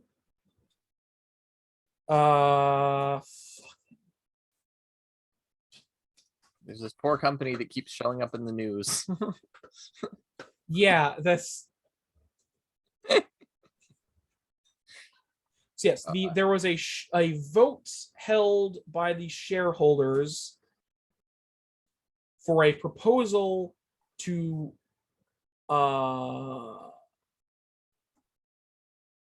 publish an annual harassment and discrimination report. Like, when was that? Hold on a second. Oh wow, this was several months ago. Well, it was like a month ago at most. Anyways, so there was a vote. There was a vote being held by the Activision Blizzard shareholders whether or not to publish an annual harassment and discrimination report, specifically detailing what they were, what they were doing to work towards not doing that. I can't do my words right now. Anyways, as of now, the shareholders have vote. Also, just to say, Blizzard was trying to urge the shareholders to vote against this proposal. Just saying, for those of you who don't remember. But officially, the shareholders has voted in favor of the publishing this annual report. Voted to approve a proposal that the company should publish an annual report detailing the effectiveness and outcomes of its efforts to prevent abuse, harassment, and discrimination in its workplace. A non-binding vote Activision has yet, as it only said yes. Also, Activision Blizzard has said that they will carefully consider this. It was voted by the shareholders. It was a non-binding vote. Activision has, as yet, only said it will carefully consider. The proposal was originally raised by the New York State. Yeah, the New York State Comptroller Thomas DiNapoli back in February, when he was requested that Activision publicly release an annual report detailing several key metrics, the total number of pending sexual abuse, harassment, or discrimination complaints the company is seeking to resolve through internal process or litigation. Details of the company's progress towards reducing the average time it takes to resolve sexual abuse, harassment, and discrimination complaints, the amount of money it has spent settling disputes related to sexual abuse, harassment, and discrimination, and finally, pay and hours worked consolidated data. That is what the report details. Or will detail once they actually release it, if they do. I mean, it was voted on their shareholders. I feel like they kind of have to, even if it was a non-binding vote. Now, you might think to yourself, that kind of transparency is kind of unique for any company, isn't it? Detailing everything you're doing, essentially. Yes. That kind of transparency might seem prudent given the shocking allegations that have surfaced in relation to Activision's workplace practices over the last year, and given that published remains embroiled in a number of lawsuits relating to those practices. Yeah, including the last July's state of California filing, which called the company a breeding ground for harassment and discrimination against women. That was a fun time. Remember back in July of last year when a California judge just straight up called them the worst company ever? That was fun. The company's board of directors instead wrote shareholders May. Yeah, so the board of directors tried to get the shareholders not to vote in favor of this, as I've already said. That didn't work.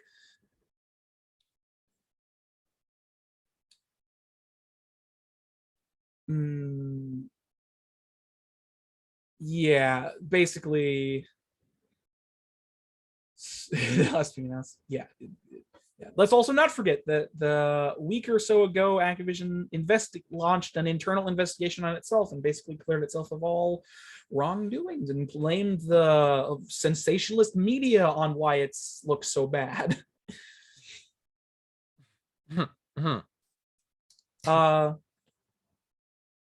Yeah, that's why it wants to not publish a report detailing what it's doing to prevent sexual harassment in the company. That's why.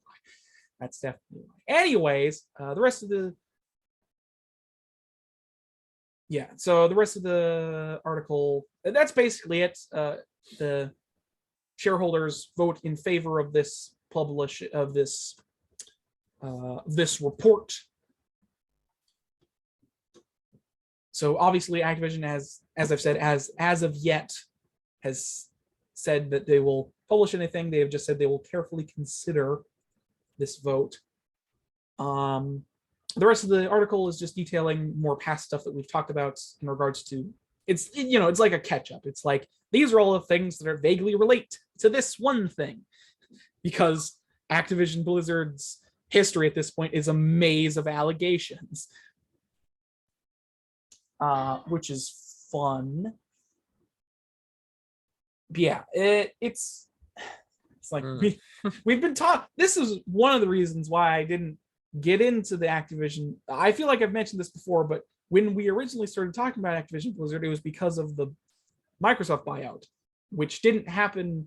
Which it was obviously something I had to talk about, but I had to talk about it in never. You get what I'm saying. It's like, now that we're talking about Activision Blizzard, there's basically news about them every week. So there's always new stuff to talk about. It's ridiculous. Yeah. Yeah. I mean, I could consider this vaguely a win in regards to transparency at a company. It feels necessary at this point. Honestly, companies being very transparent with the general public is probably something that should be commonplace. But whatever. Yeah. I mean, like, you obviously don't have to be transparent. Like, this is what we're, because obviously, like, competition. Obviously, if they're transparent to the public for like things they were releasing that might cause issues with competition and stuff. But I feel like yes. The main argument I think people would have is that it messes with the stock trading. Yeah. I'm not sure how exactly, but it could mess with stock trading. I don't know how though. I And don't then know. also like, yeah, if they have a product that's coming out or if they're working on something, then their competitors will know exactly what they're working on. Well, like obviously, But I what if don't mean everyone to knew be. I don't mean to be transparent in that way. And I just mean like being transparent to the public in regards to like, you know, your working environment or anything else. Like I feel as though there should be a layer of transparency at every corporation, because then the public can more easily discern what's going on. And, you know, that would also most likely foster better working environment overall, because if Yeah. corporations know the public knows what they're doing, that means that they actually have to make it good instead of just pretending they're good, which would be nice. But you know, that's just a pipe dream. At least Activision Blizzard is getting what's coming to them. Many others may not, but at least this one company is getting it. But yeah, that's basically it for that bit of news. Aside from all the other stuff, the details is stuff we've talked about already, which I've already said. But yeah. However, going swiftly from that good bit of news, how the shareholders forcing them to publish that, and we're going into what I would consider a bad bit of news. So, if this will load, Activision, oh my god, why is it like this? Oh yeah, I forgot. So Activision Activision Blizzard shareholders have voted to keep Bobby Kotick on the board of directors for another year. So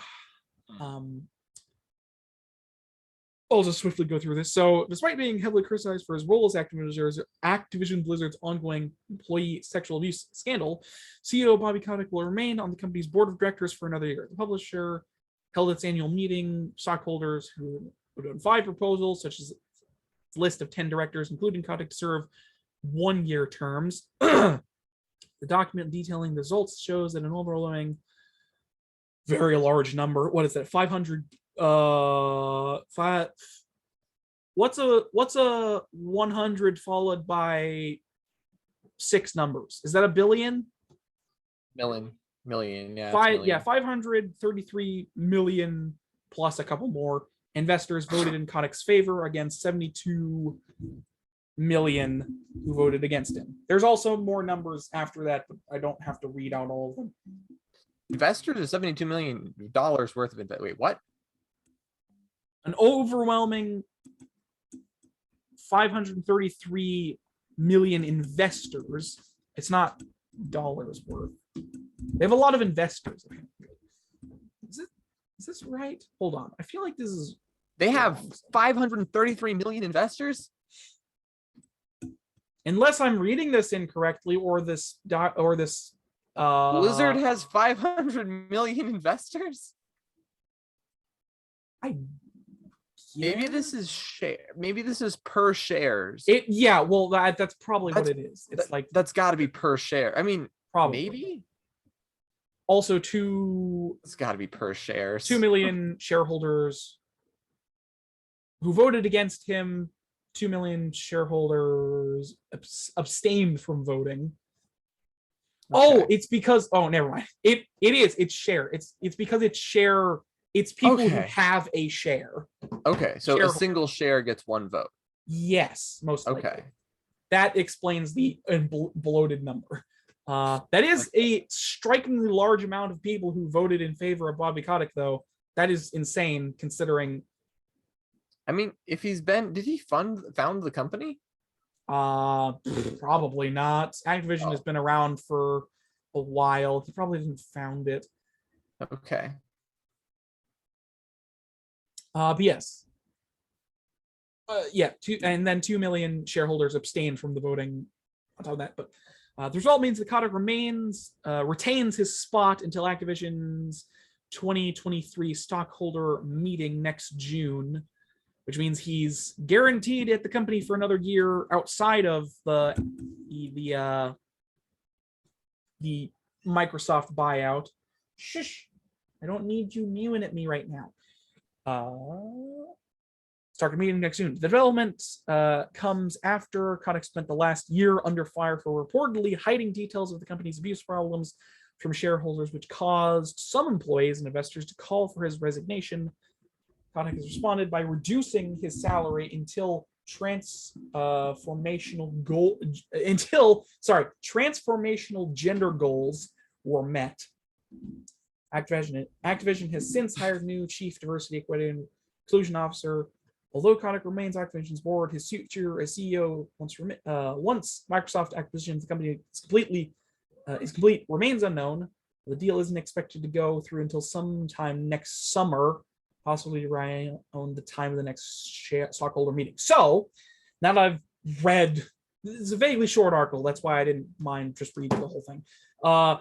So there was a bit of misinformation regarding this, at least in regards to some other, what's the term? Articles.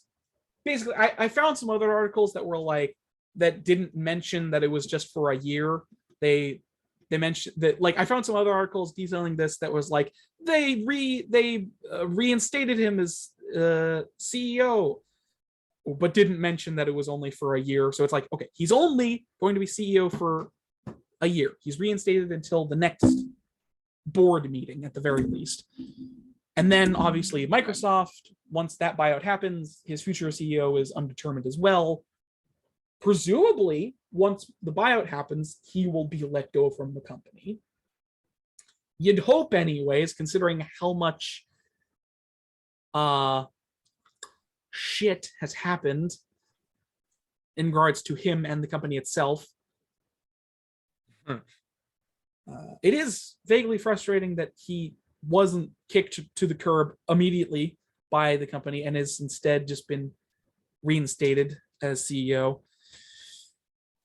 Which is unfortunate, but I guess it's not necessarily unsurprising considering, it's like, if you think about it, it's not like super unsurprising because obviously the board of directors hasn't been swept out yet. They still very much want him as CEO. There isn't a lot of like individual staff as board members who could influence the vote at all. And also, if you're looking from a shares perspective, obviously him continuing to be CEO is the most financially speaking, it's a good idea because he has brought in a lot of money to the company by being CEO, which is all shareholders care about. But so it's not necessarily unsurprising, but it is vaguely frustrating. I can see that. Yeah. So yes, even with everything that has happened, he is CEO once again. And to be fair, we technically should have seen this coming because with the Microsoft buyout, he was technically guaranteed staying at the company at the very least until the buyout occurred anyways. But and it's just kind of frustrating because like I feel like the more frustrating aspect of this is that Microsoft Activision Blizzard is just continuing to do things that warrant more bad press. Like I don't get why they are choosing to do things that is going to continue to give them bad press. Like there has basically been an article detailing the bad press about this company for over a year and a half at this point. Every week, a new article detailing the badness of this company for over a year and a half. I don't know why maybe they just decided to cut their losses and think somehow releasing video games that are good will just make the problem go away. I don't know. It's very strange. I mean, it might work. You never know. I mean, it feels like some people are more concerned about the game than the people sometimes. especially regarding. People have terrible memories, Aaron. Yeah, I know. That's why I keep talking about it, because even though I don't And care also how people have terrible retention. So like they're gonna be like, oh, why are you still talking about this? It's like, well, it's still happening. yeah. I'm gonna keep talking. I don't care how boring it is, how boring and repetitive you may think it is. I'm going to keep talking about this son of a bitch until it's over. And then I'm going to keep talking about it once it's over, because I never want you to forget how awful of a situation this was. This is something that happened. Like, think about it. This was something that came out over a year ago at this point, which means for over a year, we have been continuing to peel back the layers of depravity on this single company in an industry filled with publishers and developers. How many more are just as bad, if not worse, but are being undermined, like the spotlight is being taken away from them by this giant farce of a company? Not to mention the fact that, however, like, this company has been around since like the 80s or something. Like, how long has this company been awful? It's ridiculous. Anyways, Depends on what your definition of awful is. Maybe how long they've been have slightly off. how long have they been this frat bro culture in regards to sexual misconduct and all of that? Like, how long has that been happening? How long? I don't know. Anyways, but yes, I mean, that's yes. Yeah. No, I was about to say something. Not like, basically there are other things that are also horrible that also happen and people don't want to talk about. And I think it might just be like that there's like a law of like, people like talking about things that are juicy, but not talking about things that are actually impactful, if that makes sense. Because the impactful stuff, you suddenly don't want to talk about it, because suddenly it's like, oh wait, this actually has meat to it. Yeah. This has implications for stuff, rather than like, oh yeah, you know about the hotel killer from like a 100 years ago? Yeah, that was horrible. That happened so long ago that we're so disconnected from it. It doesn't matter. I mean, it vaguely Versus like matters. stuff that's actively happening, where it's like questioning whether harassment's happening at any company and whether we should hold people to account for it. Yeah, I get you. Yeah. And yeah, to add on to that, the unfortunate side effect of the internet existing, it's done a lot of good, but it's also completely obliterated people's attention spans and has also, like, I'm not going to say news sources were more reputable before the internet. I do think they've gotten worse, though, because essentially all they care about is Aaron? clicks. Oh, yes. I mean, clicks specifically. It's like, before it was like, oh, you have something published in the newspaper, or you might see something on TV, and it's like, it was probably still just as controlled and bad. It's just, I feel like it's gotten worse, because now you have people who like literally clickbait head articles, or like sensationalist headlines specifically to get a click. And it's like, it doesn't matter how pointless of an article it is. Like, they did have that with newspapers, where just selling newspapers was a hyper focus, but I do agree it wasn't as bad. Yeah, but yes, but newspapers were not just an article. They had other things. That there was more to newspapers than just a news article. It had more general news. You'd usually get like local town news as well, like local happenings. It's like, now that the internet is a thing, it's just like a fucking smorgasbord of everything you don't want. Yeah, because the stuff that spreads fastest gets popular and then gets shut down. Yeah, it gets popular for a week at most, and then everybody forgets about it because the internet has destroyed people's attention spans. We're so hyper focused on getting instant gratification that we don't have patience anymore. God. What were you saying, Aaron? I missed it.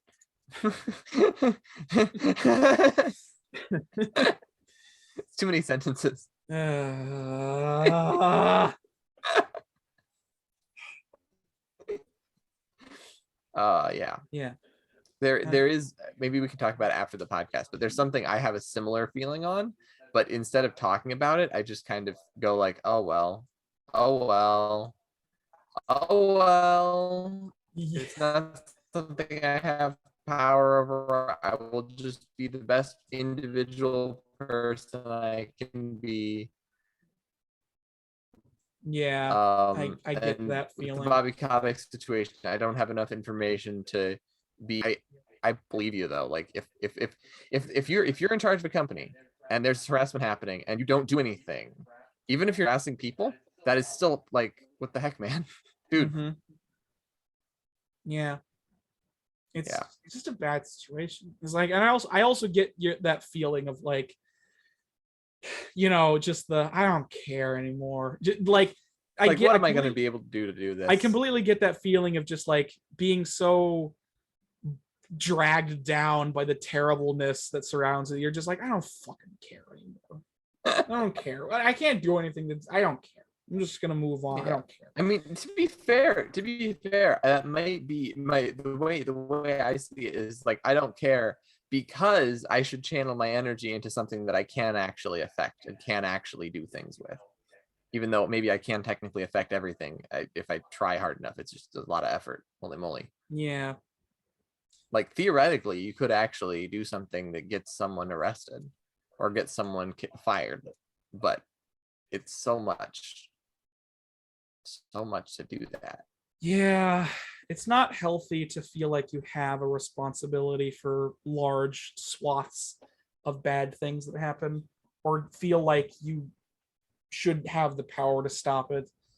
It's not a healthy mindset because it just makes you depressed all the time. Well, it's not a healthy mindset, but it's also essential if the thing is actually worth stopping. Excuse me. Because, like, imagine there was some guy who's actually planning on, like, ending the world, and you were like, this guy's planning on ending the world, guys, and everyone doesn't believe you, and then you just, like, go all out focusing on that, and then eventually reveal to everyone that they were stupid and the guy is trying to end the world. Then you just save the world. I mean, it's a ridiculous example, but like, yeah. I mean, I get it. I mean, it's and kind then of at like the same time, if you're living in the real world and you're like that and you're so obsessed that like this person's trying to end the world and everyone looks at you because you're crazy, because you are crazy, because no one's trying to end the world. yeah, it's kind of like having that mindset is kind of like if you don't have a platform to actually do something about it, it's not a super healthy mindset. Like Jim Henson felt like he had a response. Like Jim Henson had garnered this large platform and audience, and he genuinely felt like he had the responsibility to use it to try and help and save the world. Because he did. And it's one of those things where it's like, well, I mean, I'm not gonna say he helped bring down the Berlin Wall. Was it the Berlin Wall? The wall. What happened when the wall? When did the wall come down? It was 19. Berlin Wall. It was the 80s. It was in the 80s, right? It was like relatively recently. I'm not going to say he helped to it, but it is kind of interesting that one of his productions airing a few years or months, I can't remember if it was months or years. I think it was months. A few months before the wall coming down. Like it like there is a connotation there. I'm not going to say it was like, I'm not going to say Fraggle Rock was the direct cause of ending communism. However, and bringing down the Berlin Wall, but it is kind of powerful that a show, the first American show to be aired in Russia was Fraggle Rock, which was a show about, togetherness. And the major theme of Fraggle Rock is that there are all these different types of people that just sort of don't understand each other, but eventually do get along. And like he specifically designed all of the creatures to be different sizes, so they specifically could not see eye to eye. Oh, cool. Yeah, Fraggle Rock's real good. Sorry, this is another side tangent, but like if you don't have that kind of platform, like Jim Henson genuinely did feel responsible to use his platform to try and help the world, which feels very like childish and not childish. What's the word? Like it feels very it's one of those things where it's like what'd you say? I said, huh? It's not childish. It's one of those innocent. That's what I'm like. It feels very innocent mindset of like, oh, I want to change the world with my platform, but it feels it's because it sounds so easy, but it really isn't, and you really can't change the whole world with just one thing. So it sounds like a very innocent mindset, but when it's Jim Henson, it doesn't really feel like it is. It feels like it actually has a weight to it because of how much good he did for. Anyways, I think that's fair though. Like if you have this is the whole celebrity argument where it's like celebrities have a responsibility not just to not cause harm to their audience, but also to be a benefit to their audience of some kind. And I think that's true to a certain extent. Like if you're a parent, you don't just have a responsibility to not abuse your kid. You have a because like that should be obvious, paramount. Like you just that shouldn't even be like a question where it's like, oh man, should parents not abuse their kids? Yes. Why are we asking this question? It's also just as true. Like parents have a responsibility to raise their kids properly, to give them tools to all this stuff, like and to benefit to them. Like celebrities are basically parents, right? Well, not exactly. I do understand if they choose to influence their like audience. if you have the attention of a large amount of people, like as a celebrity, you are constantly watched and known by like thousands and thousands of individuals, and you can't really go anywhere without being recognized sometimes just because of how recognizable your face is. And it's like, so it's like you do have, like, if you've garnered that much attention from the world, you do technically have a responsibility to, at the very least, not fuck them up. No, because it's the same logic. Well, I'm saying it's like at the bare minimum, your responsibility for their actions. But we should hold people responsible for being a betterment to other people. Not like at all times, not like they have to be doing it constantly. But like if they're going to be a public figure, you should be a positive. I mean, yeah. That's what I'm saying. It's like in certain rappers, I really like certain rappers. I really don't like certain other rappers. What'd you say? I this is why I don't like certain rappers, but I also really like other rappers. Oh, okay. Because there are some rappers that have it caused me to have conversations with 9-year-olds about why the 9-year-old should not get a gun when they turn 15. This is conversation I've had with 9-year-olds. Also a 6-year-old. That was a weirder conversation. I'm not sure he knows what a gun is. Well, I mean, guns just in general appear in more media than just rap music. Yes, but they are not desirable with the action of using them on other human beings, as in rap music. You have not listened to rap music, Aaron. I have hung out at the park and listened to rap music with some of my friends. It is okay. It has some rap music is actually really good. Some rap music is really good, but has some terrible messaging. Some rap music is extremely womanizing. I mean, yeah. To some degree. It's bad influence. Imagine if there was a song that was like, yes, go to schools and shoot kids. That is a bad music, right? You would agree that song is probably a bad influence on people. I mean, if Pumped Up Kicks. If it was not being ironic. What? Pumped Up Kicks. Is that an actual song? Yeah, well, it's not. It doesn't have to do with school shootings, but people relate it to school shootings. Sorry. Did it influence school shootings? Did it influence school shootings? I don't know. Like, this whole argument is just one of those things where it's like, listen. How about this? There's this common accidental, super dangerous thing you can create accidentally. And if I told you the ingredients to how to do it, like if I say it was easy to make a nuclear bomb and someone disseminated the information, would they be responsible for that? Listen, all I'm saying is I don't think Yes. rap music is warping the minds of young children like some kind of Christian conservative from the early 2000s. That's I don't a think it's ridiculous warping the statement. minds. I think it's giving a nudge in the wrong direction. And it's not just the music, it's the artists. Like if you're like, I'm the gangster guy, I killed 5 people, I blah blah blah. Like even like there's a celebrity who got into a couple of car crashes recently and killed a couple people, and he's fine. It's off scot free. Well, Problems. this is a bigger issue. It has nothing to do with this is a Sure. bigure issue. Is It this a has bigger to issue? do These are with things wealth. that I have no power over. Wealth and power allows you to get away with a lot of things, especially for some reason in this fucking country Should of it? ours. Should we hold them responsible? Should the mob hold people responsible over the law for the laws that they break? Actually, I don't think the mob would hold them responsible. I think the mob would be upset. I think the mob is the reason they're able to do this, actually. What mob are you talking about? The mob of the masses that will go mob people who do bad things and break the law because the law can't get them. Or maybe Batman. Maybe we need a Batman. Someone should dress up in a Batman costume and go around to people who break the law's house and beat them up.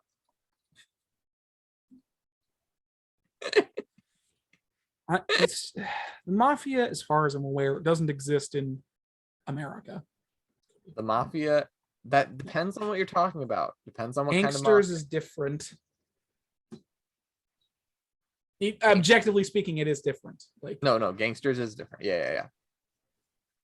anyways, I don't know Yes, where we sorry. are anymore. What was I've lost everything. Where the fuck? Talking about news. I know, but where were we before that? Because I was talking. Oh yeah, that's right. Like I get. Oh, it doesn't matter. Anyways, media does not influence the masses any more than people influence each other. Media is designed to make you feel a certain way. Yes. Propaganda can make propaganda does work. Oh, It has been shown to work. Actually, I will agree. Media However, does not influence the masses any more than people influence each other. Like a bad parent is far worse than like listening to some music. yeah, that's yeah. But being a role model who makes music and also has people who are role modeling and then also gives them a role model that is not very wholesome. Well, that's an art. Like That's I don't a like different rock argument. stars. I like the rock star aesthetic. That's a I like the different rapper argument. aesthetic. That's I an don't argument that should be like, should. It's like primetime radio is just something that exists and it's not something you can usually block out. It's like, should music that has offensive language and this kind of talking points be on primetime radio where anybody can listen to it? It's like, well, it shouldn't not be on primetime radio because there's no point in it not being on primetime radio because it's where No, I think I agree. I think music shouldn't be on primetime radio, Aaron. No, it's not.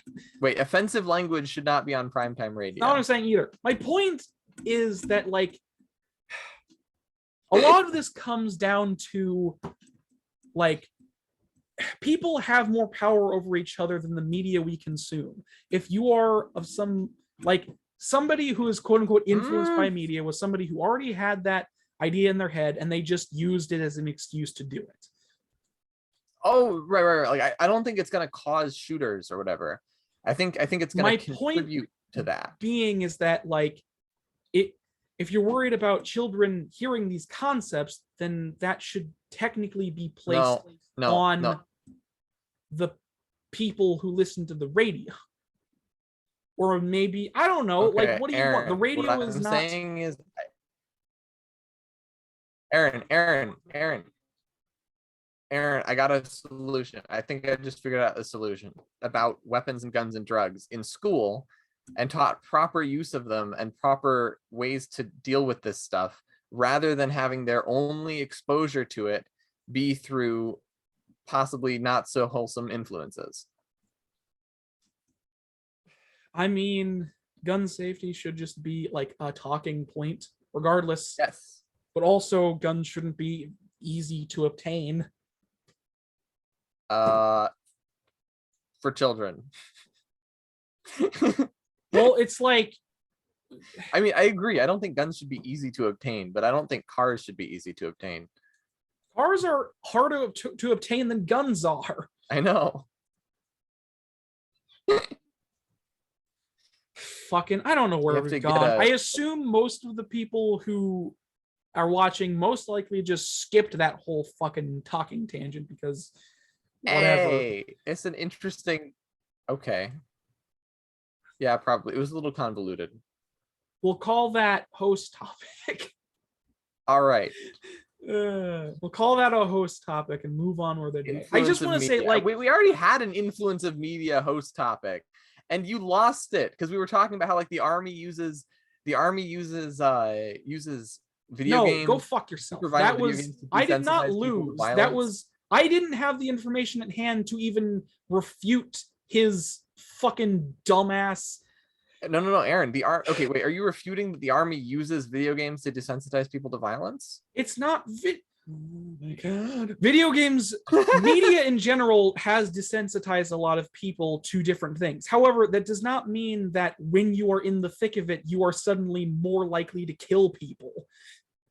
No, you are not going to be influenced to murder. We haven't people. even been in an You're going to active have to- war in you're the still last going to have 30 to- years. To even What? we haven't even been in a war to actively test whether or not that's the fucking case. We've been in Aaron, if it wasn't effective, why would the military do it? I don't answer know. that. Why does the military exist anyways? It's not effective. It clearly isn't effective.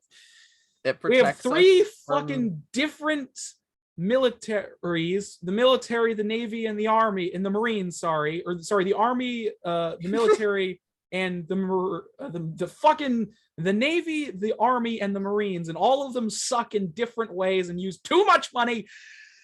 We haven't been in an active war in 30 years. Iraq was an aggressive takeover of a nation that we fucking ruined anyways. Go fuck yourself. An aggressively good idea. Thank you, Aaron. So as I actually don't think Iraq was a good idea. Iraq was dumb. I've played games my entire life and I have empathy for fucking insects. Where do you go from there? Okay, so here's the trick. You are a bad example. Imagine someone's on the edge where they might be super violent, they might not be super violent, and then they listen to one of their favorite songs where someone's saying, yeah, kill people that you don't like, yeah, murder people of a specific ethnic minority, yeah, and then they hear this song and they're like, that specific. And then it tips them over the edge. Would you blame the song, the artist, or the individual who snapped and started killing people? I would blame the individual because they're fucking insane. Yes. However, would it have happened if the song hadn't been there? Yes. No, you're not supposed to say yes. It would have happened anyways.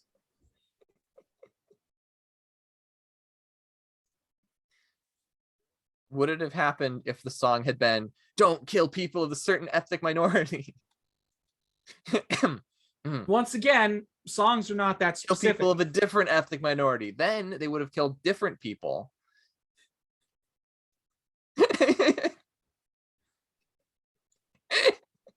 It's not a See, you have to channel it. You have to aim them in the right direction towards the people Whenever you I want. think of that psychopathic kill, stupid right? argument, I get slightly angry. Not You because said this is a dumb argument, Aaron. I'm referring to. It was literally like the third or fourth episode of the entire fucking podcast. Yeah, this Okay. feels gaming related. Okay, do you think? Yeah, this isn't really gaming related, but do you think that you could aim a psychopath in the right direction by influencing their media? If you had like full control over their social profile and their social feed, and you could feed them any information they want, any information you wanted, do you think you could control who they go after? No, Really? because they already have predisposed feelings. They're just looking for an out. Right. So do you think you could control? And I didn't say could you control whether or not they were violent.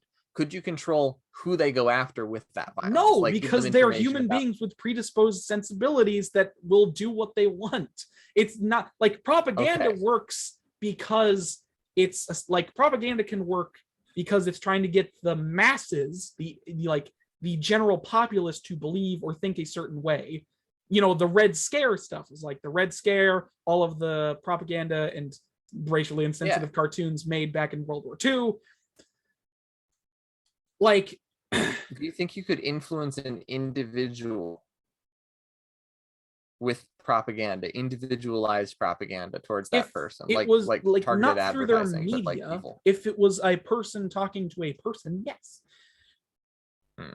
Like, so an influencer, for political example, rallies a rap do artist more talking harm to a person. than political rallies are more zealous and fucking mind washing than any goddamn video game or piece of media you could even think of. Okay. So what if it's a person that you really idolize, like a celebrity of some kind? And they say something like, Stop I it! really don't like ethnic minority. I've already answered and then you're your like, question. you take that personally and you're like, yeah, I also don't like ethnic minority because this person influenced me by saying this. They would be beaten into the ground by social media. Okay, yeah. This is a bad time, a bad example of a thing to. We've been talking about this for what feels like 30 minutes. Doesn't matter. Okay. What if it's an ethnic majority? Like, I don't like Chinese people or something, and then someone's like, oh yeah, I also don't like that for some reason because they're an idiot. Then you'd never be allowed in China. You would never be allowed in China. I think actually a lot of people would disagree with that on the same, like, even if it's an ethnic majority, because it's an ethnic anything. You can't hate an ethnicity and get away with it. Not in this day and age anymore, which is good. So happy about that. Anyways, fucking we're progressing I don't towards know. not being able to hate at all, and then when no one can hate anyone, then we'll have used a lot of my anger. Well, not even anger, just loud talking. But I'm about to get angry again because we're moving on to the final bit of news we have today. Also, as a we're not side all the way note, through before news. I go into this, I'll get to it in the end. The final bit of news we have for today is that already, as part of Sony's new PS Plus, what's it called? Service, I suppose. It's a game streaming service. Already, as part of their new service, some games, PS Plus launched like, I don't know, not that long ago, like a couple weeks ago, probably, I think. Regardless, already some games have an expiration date. So on this PS Plus game streaming service / otherwise, there are already games that exist on it that have an expiration date, which means once that ceases, you will no longer be able to play the game on the service. Because you're not owning the game. You're yes, renting the game, exactly. Right? Yeah. Games such as Shadow Warrior and Siberia have already gained a expiration date. Yeah, if you go to the last chance to play catalog, the last chance to play section, there are two games listed. The former is set to leave. Yeah, so Shadow Warrior is set to leave the extra games catalog July 5th of July. So yeah, for those of you who want to play Shadow Warrior, you've got a couple days left before it just leaves the store forever, most likely. Why? And Siberia,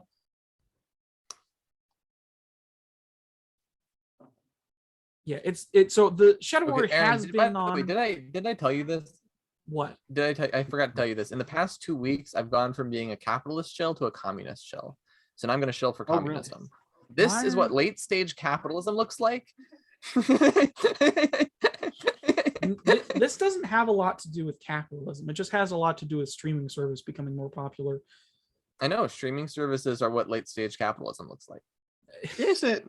Sure. You see, a streaming service needs to be good in the long term in order to work, which is why the short-term profit motive of most capitalist societies doesn't work, but they don't realize it until it's too late. So I will say that both of these games have been on PS Plus since roughly March. So they have been on there for a couple months. However, the fact that they're being taken off, they have an expiration date at all, is why I hate streaming services and why they shouldn't exist. Sony's FAQ for the service states users can access games for as long as you remain an active subscriber. Some games in the game catalog and classic catalog will have end dates when they leave service, which will be publicized ahead of time. Some other games are also showing expiry dates, although they don't appear in the last chance to play section, only by search as spotted by Push Square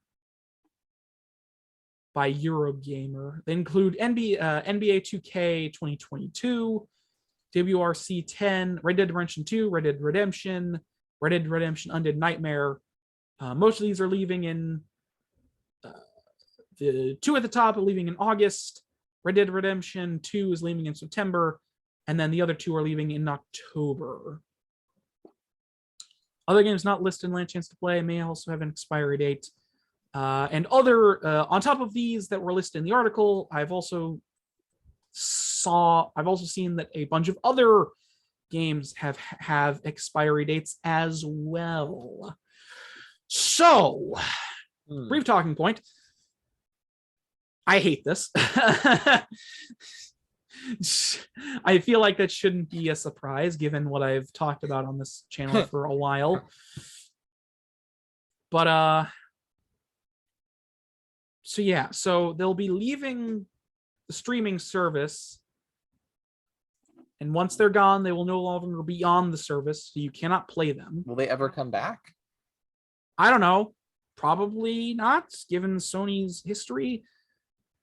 But Okay. the thing that bothers me most about this is like it isn't just new titles. It also includes like classic titles, like from the PS1 and PS2 and PS3 classics. So it's also like old games that you can't even access on other platforms anymore anyways. Oh boy. Are also a part of this. Yeah. That's what. What? Yeah. Why? So like you won't be able to download these on the streaming service unless it's there, obviously. This and has to. So you can Yes. download them from the streaming service, and you can't play them once they get removed from the streaming service. Yes. Because they are no longer on the streaming service. Because it's a streaming service. Wow.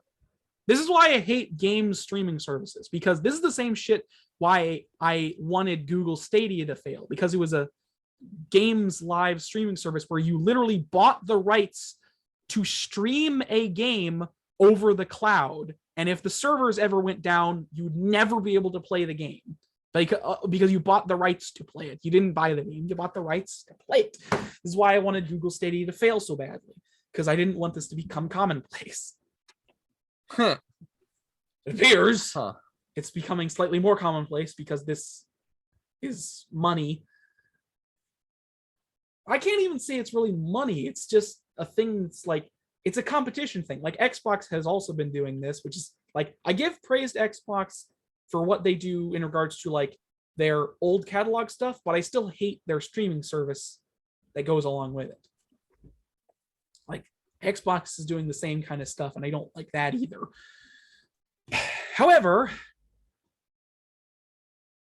but yes, so once these games will leave, I mean, you can still technically, like, I don't believe, yeah, actually, you probably won't be able to purchase them either once they leave the streaming service, because they're just gone.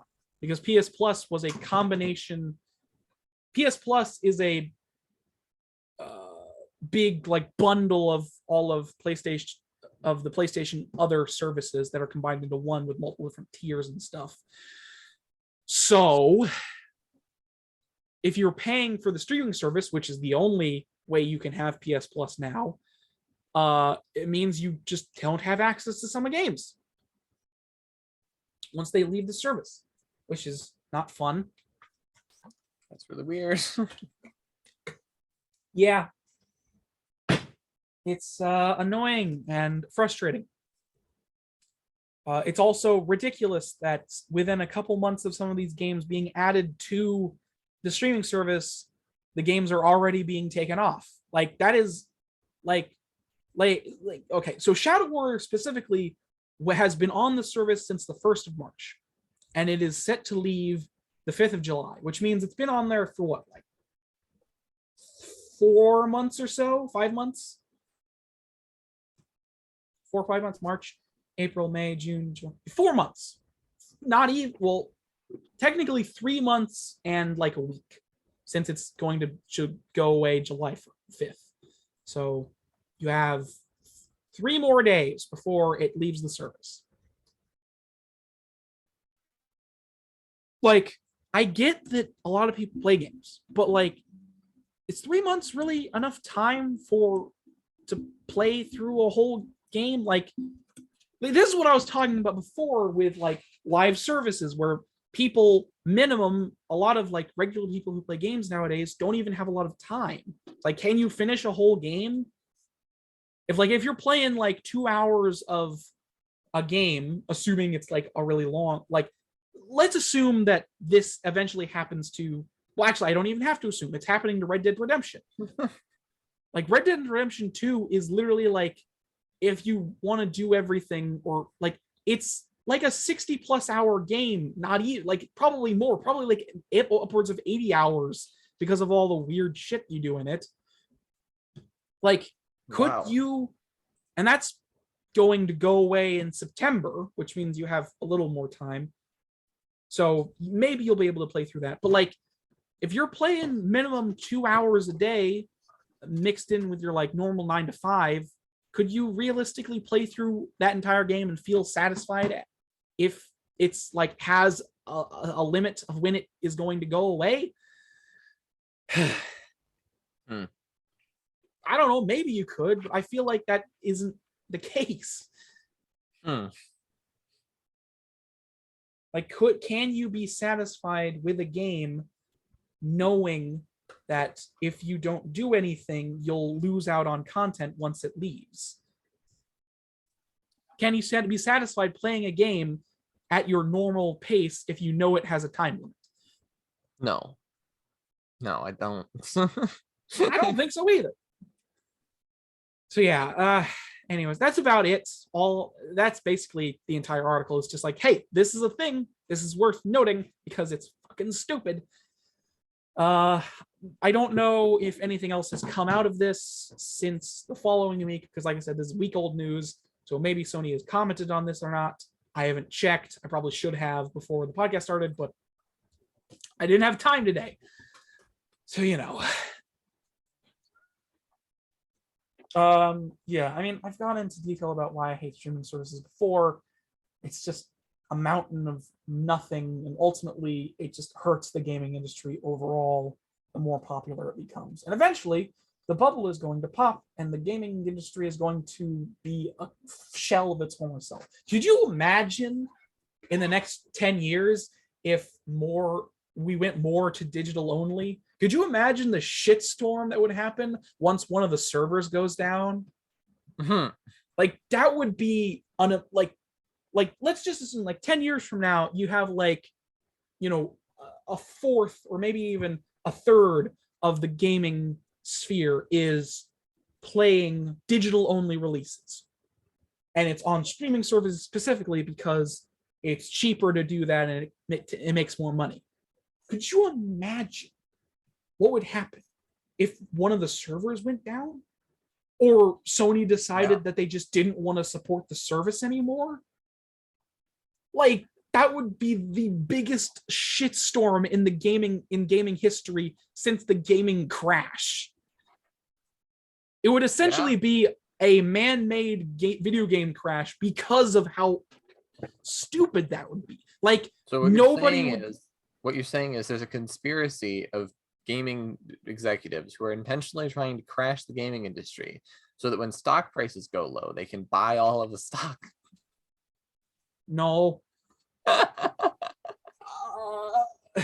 So what you're saying is gaming executives are dumb. Yeah, that's pretty apparent considering the last 10 years. That's become pretty apparent. But it's like there is no end point to this that is going to be good, especially for customers. Like this is entirely not, what's the term? This is not consumer friendly practices. Consumer friendly, customer friendly, whatever you want to call it. Is Minecraft? I mean, Xbox has been a subscription service for like forever, right? In order to play an Xbox, you have to have a subscription to an Xbox account. You don't have to. You've never had to have a subscription service to play on a console. The thing with subscription services previously is that you were paying to play on online servers, which is still a thing. Which is honestly, it's kind of, I don't know why nobody else has noticed that Microsoft, who is a large company that works in the PC industry and also owns Xbox, is literally splitting their player base between PC users and Xbox users, and the Xbox users have to pay for their servers while the PC users don't. Isn't that funny? Isn't it funny that nobody else has noticed this weird discrepancy? That's because the Xbox users are elite people who think who are paying for the elite experience of paying more money. I would not be surprised. And getting to use their terrible controller. I know you're being sarcastic and jokey slightly, but I would honestly not be surprised. No, I'm not joking. Like there was a study done with milk where they made milk different prices, and if you go to Hollywood and you sell milk for twice the price, more people will buy it because they think it's higher quality milk because it's more expensive. Yeah. You can have it be the exact same milk. No one will notice, and they will buy the more expensive because they think it's better. That's because rich people are stupid. Yes. Well, maybe not rich people. Middle class people are stupid. Middle class rich people who live in very high income neighborhoods. Middle class rich. High income rich people. High income middle class. Yeah. Yes. Where was I? Got distracted. I'm getting distracted a lot today. But not the. Yes, like the basically what I'm saying is that like it would be ridiculous because always online is just never a good thing because it means you have to have internet in order to play things, which is like hell, not even the servers going down. Let's just assume your internet goes down for a day. You can't play anything because it's online servers that require an internet connection to play things. And if you're in America and you live in one of the states that is, if you're in America where the states have been carved out by all the internet corporations via their stupid monopoly shit, and you just happen to have a bad internet provider. I don't even have to shill for communism. The monopoly internet stuff in America is pretty funny, but at the same time, there isn't really a good alternative. Yes, because you can't have a bunch of little tiny local internet companies. That's the thing that bothers me, though. It's like the reason they have a monopoly is because they carved out. It's like they have all these different, like if different states have different internet providers as a monopoly, and it's this weird like. It's like you carved out a Christmas on each other's business, yeah. And but the problem with that is that they don't have to provide good internet because people don't have a choice. Yep. Maybe provide good internet, then I'll use your stupid service. I don't have to live with internet. I could live with internet. I didn't live with internet my entire life. I could just go back to live without it.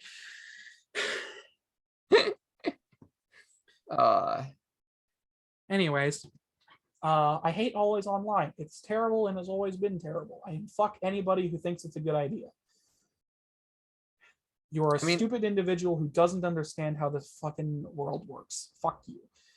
I mean, that is actually something we 100% agree on. I don't understand how people can be positive about always online, other than maybe like there's like that wrapped into like the perception that the old games, this is the only way to play the old games or to have access to the old games. Yeah, I guess to some degree. It's not. I mean, it's also like a convenience thing. Like people will pay for convenience, but the convenience they're paying for is going to fuck them in the ass if they don't realize how bad it is. I think that's the most vulgar thing I've said on this podcast. You know, I've used swear words a lot, but I think that's the first time I've used that sentence specifically. I mean, if they're really creative, they can get a video game controller too. Yes. Yes. Yes. That indeed. Anyways. I hate the general populace because the general populace is stupid. I hate individual people because individuals are very easily radicalized by dumb shit. I hate children because they shouldn't be on the internet. I hate many things, and all of them relate to the life I live. It is actually weird. I it's gotten to the point where I actually actively kind of hate a lot of the hobbies I like. It's like, I hate the gaming industry, but I like video games. I hate the people who own D&D, but I enjoy playing it. I hate, you know, people who own streaming services, but I actively use some for certain content I enjoy. I hate the people that distribute anime. I hate the anime distribution industry, but I very much enjoy it. It's very strange. I hate a lot of the things I love, which I guess is a sign of healthy mindset. I don't know. Actually, that is actually, I was gonna say this is a theory that is actually prevalent. If someone the things that where there's most abuse is often in cases where people really like it. So for example, if you get a job at a place that you really love, you will not be treated as well as if you go get a job at a place that you don't like, because the people who hired you at the place where you love know that you will handle abuse and still work there. But if you go to a place that you don't like, they know that they need to treat you as best as possible because you hate your job. And so everything else should be nice so that you do the annoying job and get it done and stay working with them. Yeah, I've heard of that before. And so like the most wholesome environments are just areas where everyone's doing annoying jobs. Yeah. And everyone understands that everyone else is doing annoying jobs, and there's not like oh, I could just fire you because there's not like someone better or just around the corner. It's very funny. Yeah, a little bit sad, but very funny. Yeah, it's just one of those things where you kind of in like the working sphere, you kind of have to be a bit of a jackass because corporations will just take advantage of your kind heart, I suppose. It's one of those things if you're like, oh, I love working here, and they're just like, all right, so how much is that love going to reduce your salary? Yeah, it's one of those things where like enjoying what you do is not helpful to getting a good job, which is very strange. But you know, that's a different problem. Yeah. Problem, Aaron. I think we see this as a benefit, because it means that if you get jobs that no one wants to play, no one wants to do, then you can make more money. Nobody wants to work anywhere nowadays just because everybody's tired of corporations bullshit. That's not wrong. Yeah. Anyways, that about sums up my feelings and yours on this piece of news, I think. It's dumb, and I wish it didn't exist. So yeah, that's the news, basically. Oh, I will say, I have the you can check out the Kickstarter. That's what I was saying. I have the Kickstarter listed as part of the news, so you can check that out if you want to. It'll be in the description below, but I usually shill that at the end. Doesn't really matter. Anyways, that's the news. Let's just get into shameless self-promotion at the end of here. Should we? Shall we? Sure. So Matthew, what have you got coming up this week? Where can people find you, and what do you have to talk about? I intend on streaming tonight, maybe. All right. that might not happen. Well, We'll see. people aren't going to see this video until Um, tomorrow, so it's not much point showing a stream you're That's planning on fair. doing tonight. I intend on Tis streaming fair. yesterday. Is Yes. anticipation. I'll be streaming on Twitch under Mr. Commanderings. There, I remembered to say my username this time. Uh-huh. First. Yeah, that's. Think about it right now. Okay. And people can All right. find you. You're not done to do anything else. You're just going to stream. Yeah. Okay. What about you, Devin? You can find me on Bean officially on Twitch. I'm gonna also be streaming some. However, I am also much more exciting than streaming, in my opinion at least. I'm gonna be making a video that I've got to figure out what it's called, but it's like the first in a series of videos of just like the different personalities of me interacting. Or the different YouTube channels of me interacting, and that'll be on Mr. Wolf. All right. I don't know what it's called yet, but it'll be on Mr. Wolf. That is what I do. Interact me. Yes, because it is really fun to film yourself interacting with yourself, and then you have to remember. I mean, you don't have to remember because I wrote a script, but if you don't have a script, you have to remember what you just said in the previous script as the other you over there a minute ago. Mm-hmm. It's gonna be really terrible though. At least this early versions of it, because so far because I haven't done this before. Yeah. Yeah. So that should Makes be fun. sense. That's Anything else? in the Minecraft stream, I'm going to be building a slime farm because I need to dig out a slime farm. And so I need slime to build a TNT cannon. So I'm going to dig out a slime farm in order to get the slime to build the TNT duper cannon. Why do you need a dropper machine TNT cannon? to dig out the slime farm? To drop it.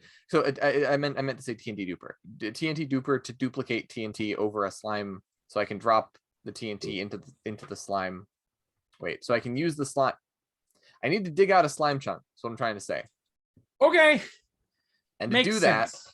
I need slime to build the TNT duper to dig out the slime chunk.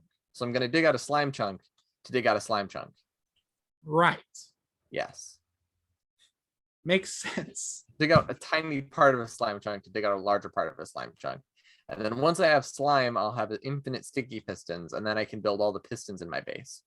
Because I'm going to have lots of secret doors, and I just need to add more. And right now the hang up is that I don't have enough sticky pistons. Uh-huh. Yeah. Makes sense. Makes logical sense. Yeah. All right. And that's it. Though. Okay. Yep, the other channels don't exist right now. I am actually reading some encyclopedias, but not very fast. All right then. Sabre will have to wait. Yeah. Sabre is such a good idea and such a good series, and it's also like, oh my gosh, a lot of work. Yeah, it's because it's a lot of like research stuff. I know. Researching and talking about different topics. And it's high quality and it takes time. Yes. Animer, it's annoying. All right. Moving on to me. Podcast will continue to be out probably. I can't make any promises, I guess, at this point, but it'll hopefully keep coming out.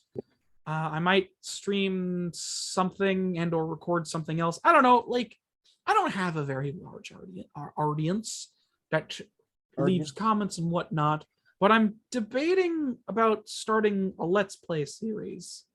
But I don't know if I want to upload it to this channel or not. And I don't know. Like, I don't want to start a second channel for it, but I also don't want to stream it because I feel like what I'm doing is more recording based.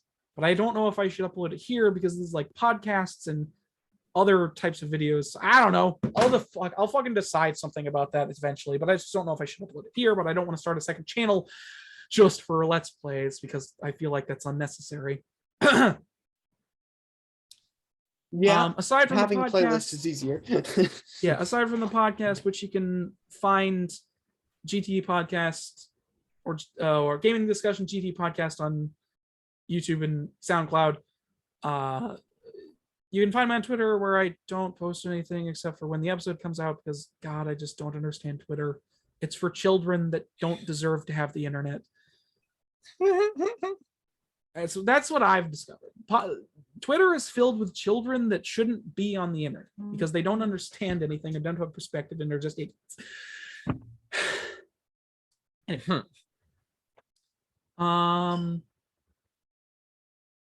Other than that, I think that's it, actually. I technically still have some videos in the planning phases, but I just, not in the mood to care about that. I suppose, to be blunt about it. Cats.